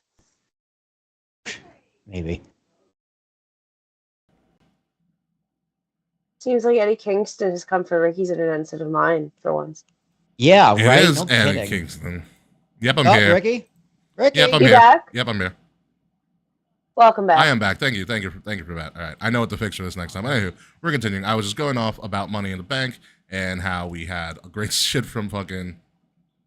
Shut up. I know. I hate AOL too, Charles. Anywho, but yeah, no, this thing was freaking fan-fucking-tastic. We had what was it? Carmelo Hayes, Jey Uso, and then unfortunately Drew McIntyre won. Those bumps looked very painful. They looked really, really painful. I'm not gonna lie, I loved Drew winning. Talk about it. I mean, because I didn't really see it coming. I did not think Drew was winning. I thought Punk was going to screw him over, but I'm like, no. If Punk screws him over for the cash in, I think that's better, honestly, because Punk said specifically, you're going to never get a title, which means I'm going to screw you only in title situations. I'm going to let you get so close, but not quite there. This would be like screwing him a step too early, because it's sweeter doing it when he's going for the title, not for an opportunity with the title. Yeah. So Drew winning, I think, is his good storytelling. Yeah, it was interesting that Drew won. I did not think Drew was going to win, but Drew won, and I was like, fuck, this is actually going to be a pretty serious thing. And then the world title occurred with him and Damian Priest, and a weird thing happened with that. Besides the fact that Punk that Punk attacked. So you had Damian Priest and Seth Rollins, and they're putting on a pretty good thing. And so they do a suplex segment where Seth finally hits a Falcon Arrow on Priest, and it appears that Priest doesn't kick out at all. Oh, That was It bad. looked, I didn't catch that. yeah, it was really how bad. everybody in the crowd What was is like, going on? "What is going on?" Yeah, it was Yeah. bad. So the interesting thing about this, and from what I know from firsthand knowledge from a ref that has worked for WWE, is that you are taught traditionally that you count the 3 no matter what. It is on the performer in the ring to kick out when they're supposed to kick out. You do not save the performer. That's traditionally what it was. I don't know, dude. Here's the thing: if they counted the 3 It count, screws everything up. that Yeah. fucks up Yeah. everything. Because Seth has a title, and then he retains a title via disqualification because Drew just cashed in. So, and then you have Punk. It takes away from everything. I know the ref's supposed to count through, but the ref did the right In that thing moment, yeah. and not counting Yeah. through. He 1,000% did the right thing. It's a rough call. I listened to a little Busted Open Radio and Bully Ray or Bubba Ray, and he talked about, he watched it and he said that he looked at Priest and it seemed that Priest was doing what's like a non-normal wrestling motion. He was kind of wiggling his fingers, kind of insinuating that Priest might have been knocked out. Yeah, That he had a stinger or something, and that's why he couldn't kick out. And in that moment, what the fuck do you do? Like, if he, like, and especially like if Seth's covering him, I doubt Seth realized Priest can't kick out of this. And then, what do you do? Yeah. If you're Seth, what do you do? You don't just get up. And like you would have, Seth would have had to have the awareness in the moment of a split second to be like, he can't kick out of this. I have to like raise his arm for him or somehow like find a fake it. And you don't do that. And so that seems to be the failing theory, that maybe Priest was knocked out, or maybe Drew's music hit. I mean, he did take a bump. I don't think the music hit too late. That was the other theory. I think he was supposed to. Yeah, I mean, honestly, if you're Triple H, if you're anyone else, like, listen, they already broke kayfabe with the WrestleMania documentary. Sure. Like, Triple H tried to cover it in the press conference, press thinger. He was like, "Yeah, the ref. I don't know what the ref saw. Like, you trying to blame the ref. If you want to say face, blame it on the music. But yeah, we didn't do the music at the right time. Yeah. Yeah, it was a screw up on production because he did put over Damian Priest. I mean, it sucks for Damian. He was fucking pissed when he got the 3 count. He was so mad. Yeah. And yeah, you fucked up, dude. I mean, There's like unfortunately, nothing if you're knocked out, there's nothing you can do. Yeah, I know, but it sucks because he's gonna get the blame for it. And what Seth said on Raw was perfect. He's like, "Listen, you did good, but when you go into SummerSlam, you have to be better. You got to be better." Yeah. And it's true. My It's true because Damian Priest, great match. He puts on does, phenomenal matches. Main event matches. He puts on main event matches. Mm-hmm. Yeah, my thing with the Seth and Priest interaction was, Priest was like, "Oh yeah, you know that deal we made to have that match? Yeah, it doesn't matter anymore." I was like, "Why did we have the match in the first place?" Yeah, you should. I was like, why are we Yeah, doing that? Then Punk came. I know you're trying to be the bigger man, but like. Then Punk came in with good old fashioned just hate and rage, which I thought was hysterical. And they let Punk get away with choking somebody. The same thing that they fired Daniel Bryan for. He also pretty much murdered the real doctor. Oh no, that was Or was that was Jacob Fatu in the that was Fatu. Oh, I still don't know. Yeah. I was like, damn, she got. I still don't know if that doctor's all right, and I don't know if that doctor knows how to sell. You know, maybe not. I don't think she had to sell. She got laid she took a the fuck knee to the out. head or a boot. She got laid the fuck out. So now what we have going is now CM Punk has screwed with Drew, which I thought I don't know if I said this on last week's show. If I thought for a second that CM Punk would like pull up the lever on the Money in the Bank briefcase when Drew was reaching for it, like in a Bugs Bunny fashion. You said that to me. That would have been real funny. But now you have Seth, who is continuously mad at CM Punk for one thing or another for his whole career. So when Seth came out and they started talking, I was like, these guys might actually fight. because everyone like, dude. I'm trying to apologize to you. Pay Yeah. attention. The greatest line in any promo, because it's the most CM Punk way to apologize. Hey, shut up! I'm trying to apologize, and by the way, I don't mean it. he tried for. He was like, I I was like, apologize, dude. but I was like, oh, damn it, Punk. Because CM Punk was so right, but Seth Rollins is also just like, you just don't know how to be a good person, do you? And Punk's like, why be a good person when you can be right? And I'm like, oh my God. This was like, these two are just blowing off steam at each other. Yeah. So here's I'm trying to apologize. here's here. my Pay big question attention. for you, kayfabe. Is this leading to a SummerSlam triple threat? I fucking hope not.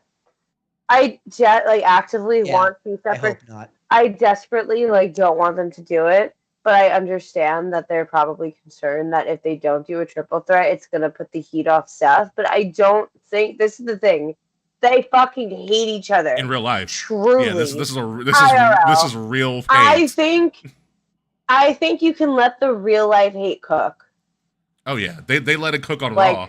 As long as they're professional backstage, yes. Which I'm sure they are, but no. I'm sure Seth is.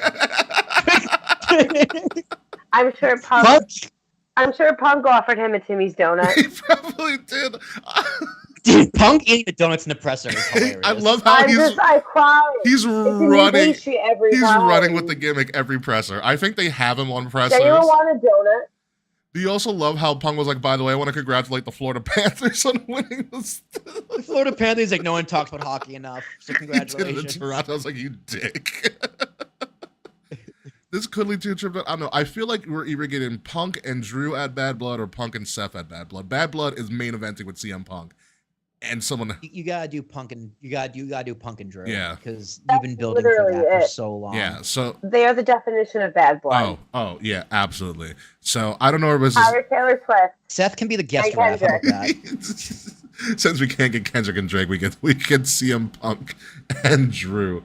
But yeah, No. Taylor Swift has that song "Bad Blood." No, and we're the not- remix is Kendrick yeah. on Metro it. Boomin is the sponsor for Bad Blood in Atlanta. We're not getting a Taylor Swift. Bad Bloods. We might get that. Dude, I hope that's like the theme song. If I can, like, this. Bad Blood is brought to you by BBL Drizzy. Thanks. So to before BBL we move on to the Drizzy. rest of the card, I do want to just point out a great tweet I saw about Drew McIntyre's Money in the Bank run. Someone said, we really need to talk more about Drew's Money in the Bank reign. No bad matches, no bad promos. Yep. Ended before it got Yep. stale. Put over young Yep. talent. Yep. All of it. I was like, that's perfect. Drew McIntyre, one of the greatest Money in the Bank title reigns ever. Moving on to Jesus Christ. The women's Money in the Bank match, I could almost argue should have main evented. It should They have. fucking Yeah. went for it. Chelsea Green probably took the most perfect bump I've ever seen somebody falling from a 15, 20-foot ladder onto That's a great great- She photo. fell so gracefully. She felt She can't wait to hang that up. In the living I room. couldn't wait either. Yeah, Papa. You know, like, what a fall. The crowd was so sold on her winning, and her and Tiffy came and stole it and won the briefcase. And I think the story is that Tiffany Stratton's best friend in kayfabe is Nia Jax, who is who? The Queen of the Ring. Mhm. You could surmise, and Nia Jax has a title fight against Bayley at SummerSlam. That is solidified. Yeah, that she's it's also winning. probably solidified she's winning because I think the story is now you have Nia as champ, Tiffy with the Money in the Bank. The story writes itself from there on out. It's a good really story. good- it's a great story. Tiffy teased trying to get a match with Trish Stratus, which I was like, fuck it, let's do it. She tried. She's like, I don't really know who She you are. slipped up a but little, Yeah, I do it. And Trish, She's like, I wasn't a big wrestling fan. Like, I get what she was trying to say as a Yeah. heel, but she didn't do it right. and Trish was like, bitch, you're me. That's who you are. Like, I did Yeah. you before you did you. I did you when you were Pretty in much. diapers. Pretty much. Like, so it's gonna be interesting to see where she goes with this. But this match was great. Like Naomi doing a split in between two ladders. Yeah, that looked really uncomfortable. That could have been really bad. Tiffy really adjusted fast. one of the ladders because the ladder was about to fall, and so Tiffy kind of brought it back at the last second. Yeah. Chelsea's fall, I was really hell-bent on Chelsea winning. Chelsea had the best Canadian gear I've ever seen. She was Lyra great. Valkyria. Lyra got Valkyria was murdered. like She took a hanging mean bump. hanging upside down from one of the ladders for a while. Yeah, these women beat the shit out of each other. Michael Cole's like, I can't believe I'm enjoying this. They came back from commercial. Michael Cole's like, I'm still standing for the last match. It's like, that was amazing. They did a really, really good job. When it's like, when it's women's matches versus men's matches and it's the same match, like Royal Rumbles, the women do kind of bring their A game, creative, and really fucking go for it. They're a lot more competitive when they're doing the same matchup against the men. And that's kind of what you want to see. Iron sharpens iron. Yeah. That's what they should do. It's exactly what they should do. We got to talk about the Michinoku driver spot. When freaking Io did a driver on Zoe Stark onto a ladder. Yeah, Io selling it was I don't know if that was a seller. She was really hurt. She just stayed like that for a while. I feel like that was real pain. I feel like that was real pain. Because she like I don't know how Zoe's head didn't get stuck in between the rings of the ladder. It was like she went head first. Yeah, she's lucky. So lucky. Yeah. When I watched it again, I think Io was able to turn her head just in time. Before. How does she not have a bruise on her back? Like, she was on Raw the next 2 nights later. There was no bruise, no mark, nothing. Makeup? Maybe makeup. Triple H said said no one got a major injury, which is astonishing when you watch this match over again. He didn't say injury. He said major injury. Yeah. No one died. No one's going to the hospital. Everyone's legally okay. Yeah, was what he meant to say. Yeah, but did you? Yeah, but did you die? Tonga Loa may have got a real injury because how do you botch a low blow? But anywho, he got punched in the head. That was so funny. That was but so I think funny. I think when Tonga Loa took the dive back into the. It was when Tonga Loa took the dive, when someone did like a tope suicida, Tonga Loa, and he hit the announce table, his head bounced off the announce table. Yeah, like it looked real bad. But Tiffy Time's probably going to have a long run with this to make you forget that she has the briefcase, although I'm interested to see if she actually turns it pink and bedazzles it.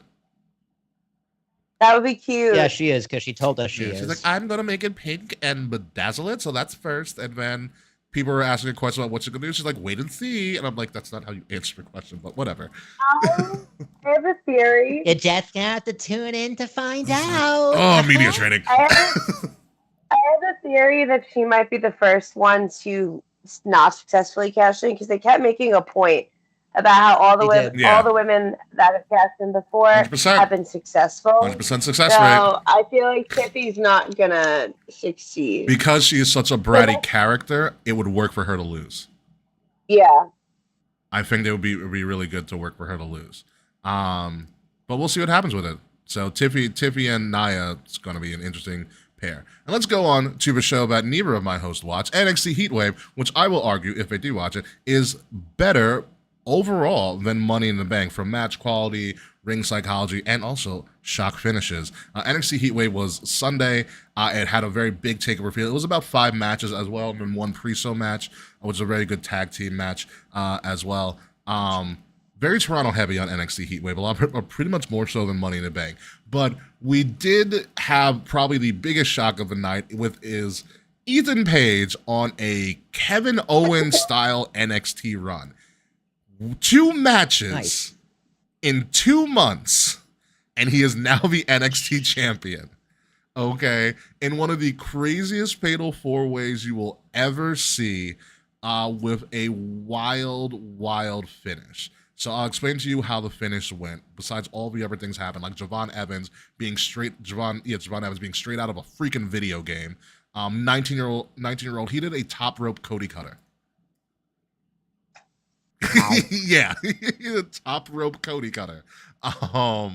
He did like a corkscrew frog splash. It was fucking unbelievable. So what happens is you have Ego about to hit, I think, an Ego's Edge on Javon Evans, or whatever. Javon Evans gets knocked out. Trick Williams comes in, hits his running knee on Ethan Page. Ethan Page falls on Javon Evans, and the ref starts counting. And as Trick Williams tries to bring up the count, he gets pulled away by Shawn Spears. So Ethan Page gets knocked out, falls on an opponent, and wins by accident. That's crazy. Wow, Ethan Page wins by accident. What an ass. By accident. The best thing about Ethan Page is from Canada. I think it's from the Ontario region. Correct me if I'm wrong, Canadians. And he came out in Stars and Stripes. And on the back of his jacket said, "Proud resident of the United States." Oh my God. Isn't it great? After 2 months in NXT, you're already booked better than 2 years of AEW. Yeah. I think I tweeted, I was like, imagine fumbling Ethan Page. I was like, this guy's amazing. I mean, I still hope he doesn't scream through every single promo he has, because that was his big problem in AEW. I liked everything else about Ethan Page, but I'm like, dude, stop yelling at me. Yelling does not mean energy or emotion. Oh, I don't remember his promos at all. So Yeah. Stony Creek, Ontario. Thank you, friends. But yeah, Ethan Page is by and large the best heel in NXT overall. He's doing fantastic work. He has now essentially cheated his way to the NXT title in a shock finish, because we all thought Trick was just running with this. You'll like this too, Will. Trick Williams came out in Harlem Heat inspired gear. Nice. And of course, cool. she was like, I like it. Shucky ducky quack quack. Oh, here we go. If you watch any match from that, watch that. But here's the more interesting thing that happened, which I think you will enjoy, Kay. So NXT for the first time ever did something that left us more speechless than I think the main event. So Ethan Page obviously was the end credit. He's raising the yes, Oba Femi, think throw a grown man like a Tyler. Ethan Page is raising the championship up in the air, very close in on his picture, and then the screen goes white. And then because Joe Hendry's face shows up, and then they cut it to black. Wow. That's hilarious. It was the beginning of a Joe Hendry video with no audio. They just turned around. It was his face. And then Did anyone clap? No, they didn't play the music. It was just the visual. Oh. And that's how the show ended. So Damn. according to all, they blue balled us. Thanks, They friends. blue balled us. So it is highly possible Joe Hendry is going to be sticking around NXT for a while. Are you on the Joe Hendry train yet, Will? Do you believe? I watched his video, and it's very catchy. I need to see him, and I need to see his act in person or like on TV before I can fully answer that. But I'm gonna say yes. I will be. What you'll enjoy about him. His biggest feud right now, that his most noticeable feud, and it works great in TNA, is that he gets on Top Dollar's last nerves. Oh, amazing. I feel like him and James Storm would have a great feud. Sorry about your damn luck. Yeah, so Joe Hendry, Ethan Page, it's a great match. Let's also talk about this. Kalani Jordan and Sol Ruca, first ever North American title defense. And I put it in our Discord somewhere, probably in the NXT chat. They did the Ospreay and Ricochet sequence. Almost like flippies? Almost shot for shot. Oh, that's cool. Almost shot for shot. This was a fantastic match. I forget that they're both NCAA premier gymnasts. They both did gymnastics. It was athletic. It was fantastic. It was insane. I was very scared about how this was going to go because these are two faces on TV, but it was just an anything you can do, I can do better. You want to do flippy shit? We'll do flippy shit. It was literally an Ospreay and Ricochet from the New Japan, from the G1. And even Kalani Jordan won. It was the first ever North American title defense in a singles match. Yeah, she won. But again, another fucking fantastic match. Even Ricochet was like, I know these moves. He's like, this looks so familiar to me. But no, that was the second match. It was fucking amazing. We're not going to talk about the Chase U tag match, but that tag match was phenomenal as well. Roxanne and Lola Vice did what they did. Probably the biggest though. But then we have to end with this. Well, I want you to look at this picture right here. Remember I was telling you about Oba Femi? Oh, I've seen him in person. He's look very how high scary. Wesley is in the air. I see that. That's scary. Like you know how Chelsea Green was like trying to use the ladder to like poke the briefcase down. This next time, have Obafemi throw you like a lawn dart, like a javelin. You'll get it. You'll get up. So the interesting thing about Chelsea Green. You what I want to see? I want to see how far he can throw Hornswoggle down a football field. Solid 40 yards. Shot put. I want to see him shot put 40 yards, Hornswoggle. easy 40. It's far, dude. I would not be surprised if he did 20 yards. 60 feet, he could do it. I'm going 40. So this is also in the opening sequence of the match, by the way. Jesus. That's in the. Did Wesley do the on the way down? No, he was spinning in a circle. It was like he did an F10 essentially in the air. Yeah. This opened the show, by the way. Absolutely opened the show. Next time is an NXT show. If you guys are all on Discord, I'll hop in and watch it with you guys because I think this is gonna be way more fun watching with friends. NXT is fun watching with all of us. But yeah, no, they put on a fantastic match. Wesley is apparently pissed because he can't win a North American title. I'm surprised he hasn't been called up yet now that Ricochet's gone. But if we're speaking about John Cena putting people over on a run, John Cena Obafemi. That would be fun. John Cena Oba would be so fun. I don't need it. There was also on a day we talked about on Discord about Obafemi teaming up with Omos as they're both Nigerian and they can be the Nigerian Giants. If John Cena did it on a takeover, I think it's possible John Cena shows up at NXT. He's never been there before.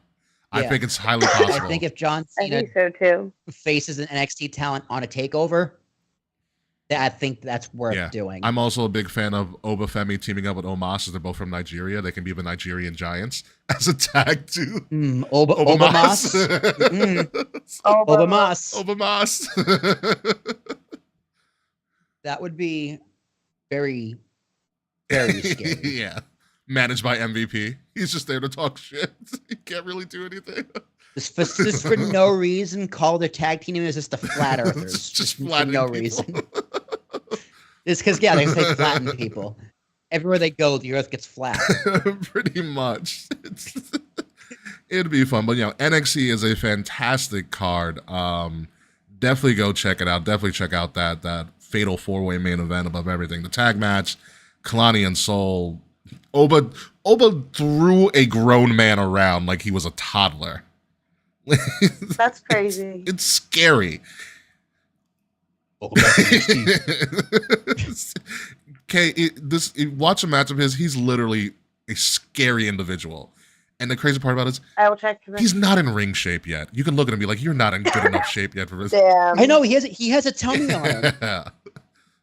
It's bizarre, so really. It's so scary, but I'm so excited for him. So excited for him. And whatever happened on NXT, which I'll especially have to watch at some time this weekend. But yes, folks, that concludes our show today. KOTR Live, Tuesdays, 8 Eastern. Thank you guys for joining us as Kay plays with Boris, our CM Pup. I will tell you this, Kay, I did see somebody online dress up their corgi in a Cody Rhodes inspired gear. So many people are sending that to me. I saw that. That was pretty cute. We're thinking about I love corgis. We're thinking about doing a wrestling costume for him for Halloween. We're not sure yet. CM Pup. That is true. I do. He can fit in my old CM Punk shirts a little bit. There you go. It works out. Yeah. But yeah. Anywho, anybody got any final words for this week on the show?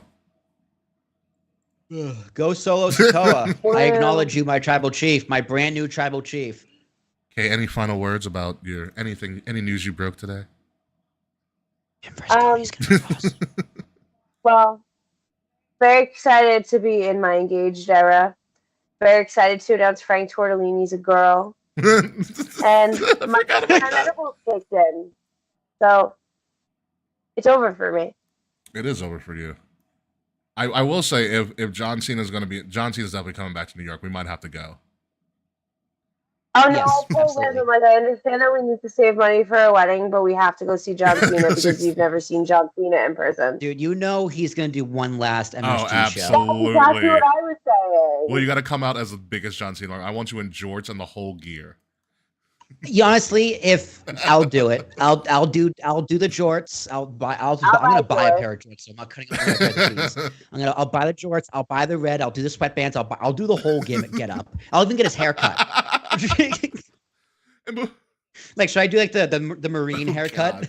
Oh no! And before you like once you make it past metal detectors, you like flash the towel and run and throw it while you're throwing it to your seat.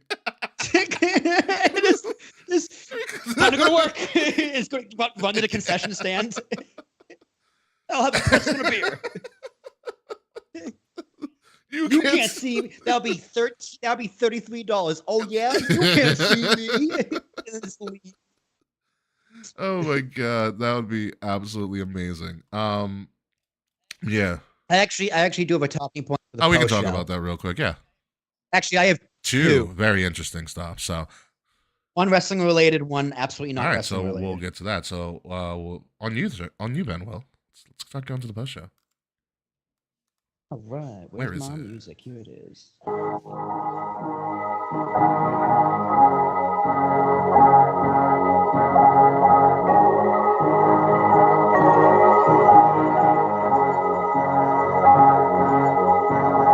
Do you know people still use Facebook Messenger? Because I just got a message from somebody on Facebook. It's very interesting. I do. Well, I do. I have a few group chats in there. Oh, well, all right. It's with no one under the age of like 40. Color me intrigued. So I have to get to that at some point. Ladies and gentlemen, you have been listening to Kings of the Rings podcast, episode number 383. The time is all legal as Ethan Page shocked the world by winning the NXT title and starting his career off to a hot start in WWE, while John Cena also shocked the world by saying his WWE run is coming to an end at the end of 2025. I have been your host, King Ricky Rose. You can find me in Ambassador Biggs across all social media outlets, BIGZ Ambassador Biggs. Find KOTR Kings of the Rings podcast at KOTR_podcast across all social media, Facebook, Instagram, Twitter, Snapchat, Discord. Links to all of that are in the description below. If you're listening to us, make sure you're listening to us on Wrestle Addict Radio, the cure for the common wrestling podcast. Follow Wrestle Addict Radio socials at addict_wrestle on Twitter and at Wrestle Addict Radio, all one word, everywhere else on the socials. Will Terrashock. Yo, join our Discord. Our Discord is so much fun. I'm sorry I didn't join the NXT Heatwave, but next time if I am home, I definitely will, because our Discord's not fun. I am Cheeseburger Daffy, in case anyone's wondering. So that is me. It is a rip of Daffy Duck and Cheeseburger Eddie from The Longest Yard. Fair enough. Hey, Murphy, you just kayfabe, right? On Yeah, Discord? I think so. Yeah, the newly engaged kayfabe. Yeah. That's crazy. Let me go to it. I love Discord. It is like my favorite Discord application ever. So great. Yeah, you are. Well, Will's figuring that out. Yeah, kayfabe, anything for the kayfabe. crowd. Nothing new. Besides all my wonderful announcements from before. You can find me on Instagram at kfabe, K_fabe. Boris is begging for my attention, so I am dipping at the post show. And yeah. So sorry I'm missing the post show, but he's literally all good pay. Take care of your dog child. Yeah. And your pregnant lizard at this point. Dragon. Sorry. When we come back next week, folks, if we come back next week, because you're a girl, dragon. we may or may not we may or may not be back next week, because EA Sports College Football is coming up for the first time in 10 years, and that might take up a whole lot of my time. So until you... And I respect that. You know what the following week is? Wait. I do have one more announcement. What do you got? July 22nd, Boris turns 1 year old. Oh, shit. We might have to do something for Boris. You know who we're not doing something for is Slack, which is ironic, because I think it's his birthday today. So fuck you. Wait, for real? Yeah, let me go to Facebook. Go check right now. No, because I remember seeing Mr. Fretz on Facebook being like, click, clack, happy birthday, Slack, and I think that was today. Yeah. So from all of us, from the bottom of our hearts, Slack, go fuck yourself. We'll see you next week. Hold on, let me write on Slack right now.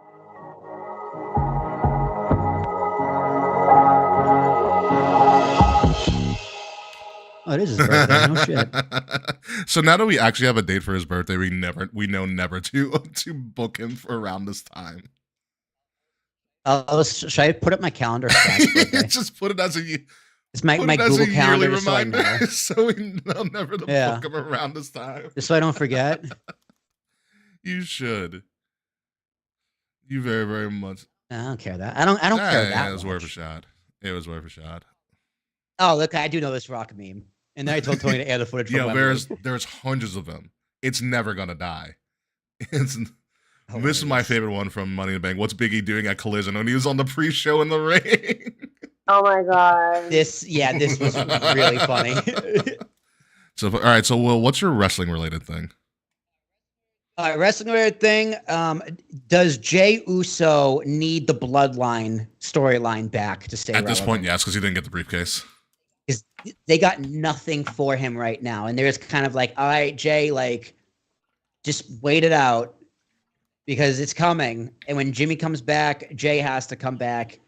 It's like we kind of got to put your solo push on hold until we kind of, because Roman's coming back. I don't think Roman's coming back for a while. Big yawn. Especially because post summer. Because I was telling people, like, listen, longer. Roman has 5 kids. August, September is when the kids all go back to school. Roman's not going to be back for a little bit. Yeah. He's going to enjoy his summer with his kids. As he should. Survivor Series, like Rumble, there's no rush. There's absolutely no rush. But Jey Uso's like, man, hurry the fuck up so I can be relevant again. Yeet. Although I will say this, Jacob Fatu is a monster, and I want to see him and Kevin Owens. Terrifying. That would Very be fun. scary. Him and Kevin Owens wanted to kill each other in that match. I was like, I'm all for this. I want Jacob. Yeah, I love how Jacob Fatu, how they talked about how like he needed help getting over the border. Yeah. And in my head, I was like, are That's all funny. the Usos felons of some sort? But like, I love how Jey Uso. Nah, dude. Canada's hate. I love how Jey Uso was like, Samoans. thank you guys, thank you for letting me across the border this time. The DUI. Do they both have a DUI or just Jimmy? It might be just Jimmy, to be honest with you. I don't know. But on that note, I am heading out. All right, see you later. Bye, everyone. Love y'all. Peace. And then I told Mark Henry to believe in Joe Hendry. That's funny. Listen, That's the memes funny. are great. All right, so glad we're all in agreement about Jey Uso. So my second thing is, did you hear Saudi Arabia is now going after boxing? They're trying to sports wash boxing. You mean like? Well, I should say sports washing, quote You mean unquote. like buy boxing. it out? You mean like what they did with the Live Golf tournament? or create a league, like what they did to golf and what they did to soccer. They didn't do anything to soccer. They just bought a lot of people from so like. Yeah, but they're doing the same thing in boxing. They're trying to unify boxing. Boxing's never been unified. I wish. I wish boxing. They have enough money Yeah, for I mean, it, though. money talks, dude. I mean, I wish boxers unified because boxing gets really fucking absurd. I was like who's the WBC? Who's the blah blah blah blah? Like, there's too many divisions. There's too many. Yeah, it's too many divisions, too many weight classes. Like, it's not as streamlined as UFC is, which I think gives UFC a big edge. But I mean, if they want to try to unify boxing, good fucking luck. Because I mean, you'd be doing everybody a great service if we can streamline this. To be honest with you, Just trying to just throw money at everybody. Because I don't know. The golf thing was weird to me. It's hard I didn't judge. think they were going to go for golf. Yeah, The golf. You know what? Because Trump loves golf. It's an excuse to throw money at Trump. Yeah, the golf thing was weird, but I was like, I'm not even that. I'm like pretty serious about that. Too. The golf thing was really weird to me, but I was like, oh, okay, whatever. No one cares. Tiger's not relevant anymore, so whatever. Do what you want. Actually, the Ryder Cup was at work today. Oh, they announced the team captains in my studio. Oh, well, that's also, but that's only like the U.S. and Europe, I think. Yeah, it is. Yeah, your Ryder Cup is U.S. versus the EU. I feel like the Ryder Cup came to Long Island a couple years ago when I was working around the area.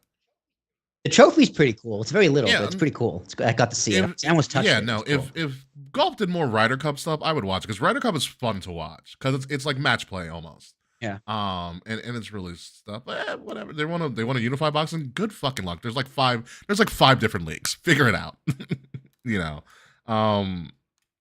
It'd be very interesting. It'd be very, very interesting to see what they do with it.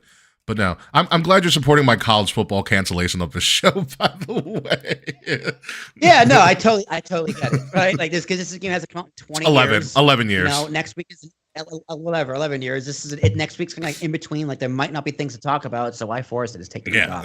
Because I'm gonna probably buy the deluxe edition, so I get early access, and I already get like cents on. Yeah, like if it was Kingdom Hearts 4, I would do the same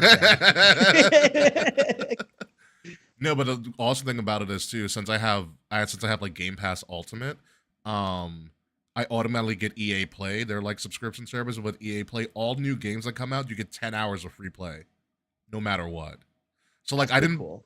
How much is the ultimate for Game Pass?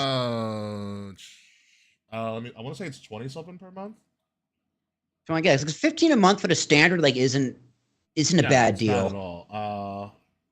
Like if you take how much money I spend a year on video games, it's honestly probably a little less than 15 a month, to be honest. But how many video games I play, 15 a month is a very good deal. Yeah, and you can trial Game Pass Ultimate for $1 right now.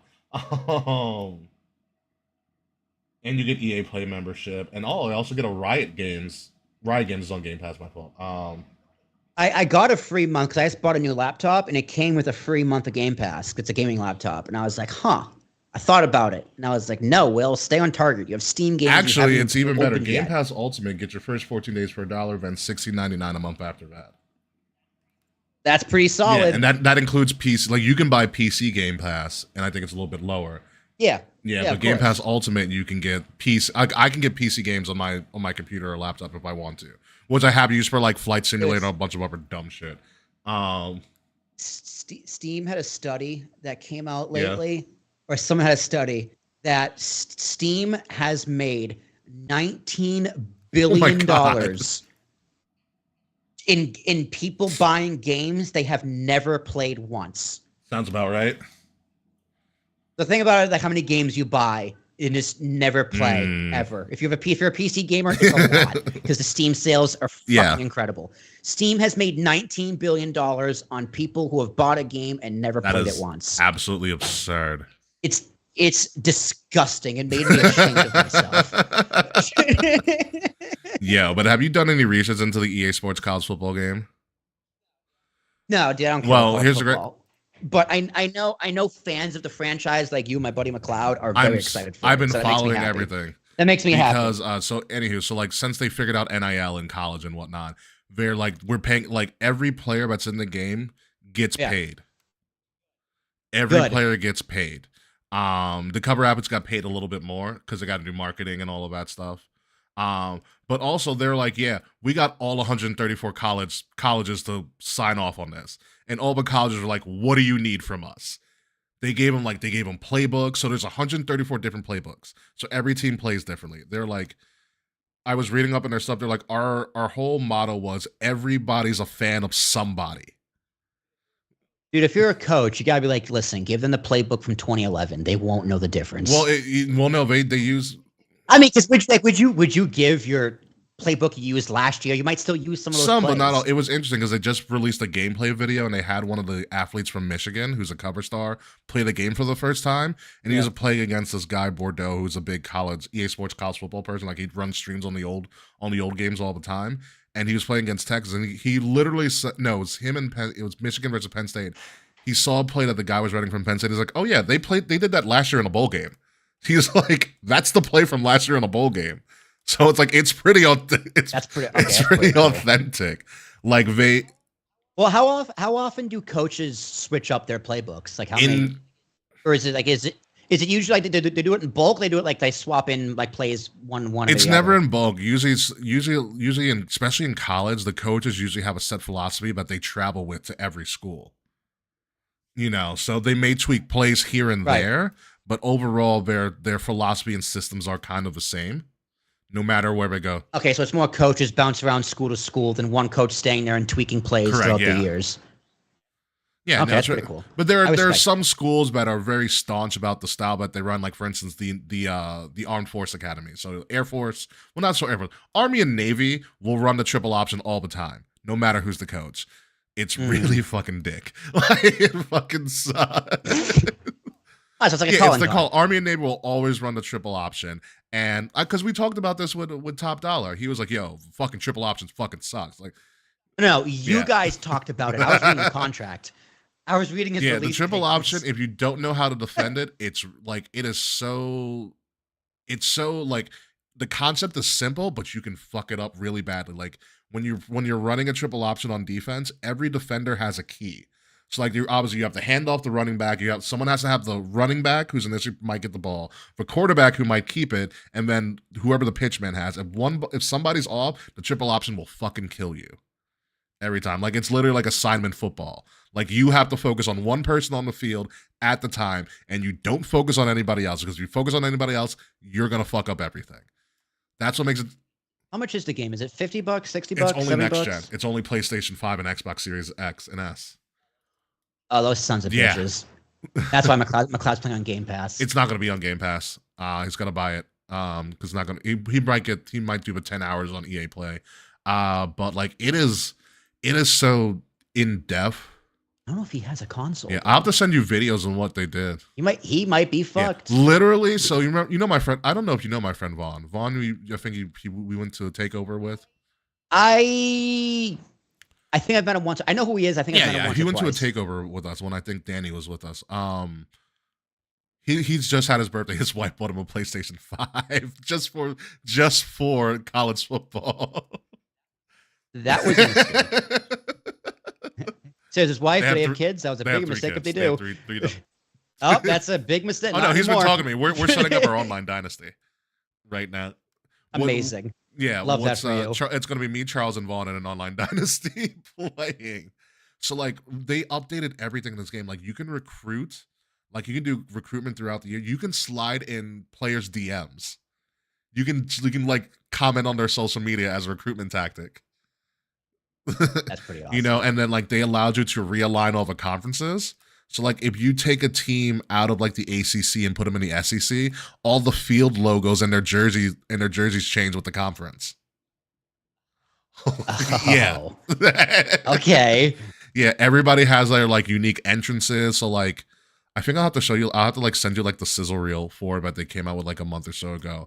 But like Dynasty mode is fucking insane. You can like you choose a style of coach, and so they gave everybody different like skill attributes and stuff. Like there's mental attributes and physical attributes. So like yeah, makes sense. So like your mental attributes don't change, but you can always change your physical attributes. But the big thing that they did is they did what's known as a wear and tear system. So every time like your quarterback or your running back gets hit, their stats will decrease depending on the severity of the hit and where they're hit at. So if like the quarterback gets hits like in his throwing arm early in the game with like a big sack, his throwing power and accuracy is going to drop for the rest of the game. So you can go straight Ravens and just put hits on people. Saints actually, but yes. Yeah. I thought that was the Ravens. The bounty, or that was the Saints. Yeah. The Saints were the bounty. Yeah. That was the Saints? Oh shit. Sorry, Baltimore. Yeah, they had Ray Lewis. Ray Lewis was a hit enough. So yeah, you can do this game is going to engulf my life. You know how a lot of people are joking that is like they bundled college football with Madden this year. Like you can buy them both. So I can buy the digital edition of Madden and the digital edition of EA for college football for $150, which is a great deal. I hear Madden is complete dog shit now. It's just all microtransactions. The joke now is that they bundled college football with Madden because they knew no one was going to buy Madden this year. No one was going to buy Madden. Yeah. Yeah, no, college football is great. I have to send you some of the videos of the breakdowns of stuff that they've done. Like, it is crazy in depth. Because they were like, yeah, we had 3 years to work on this. They announced it during the pandemic, and they're like, we're going to get this right after 10, 11 years. So it like they got like thousands. They got like 1,000 pages per team of like their stadium lights, where it looks, all their gear and things like that. So it's pretty fucking nuts. So that's all I got. I'm marking out for this. I can't wait. The only thing that's pissing me off is that weekend I have to go to my friend's birthday party.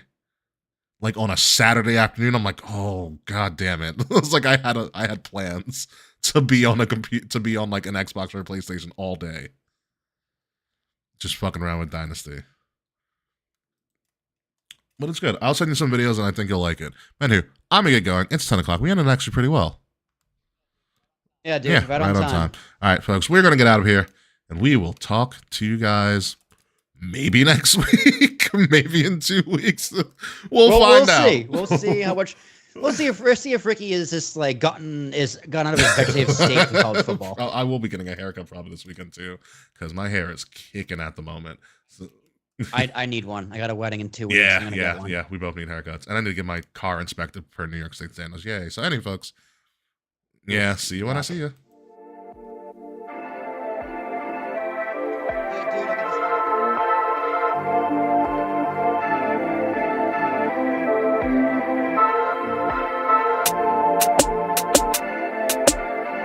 Midnight music.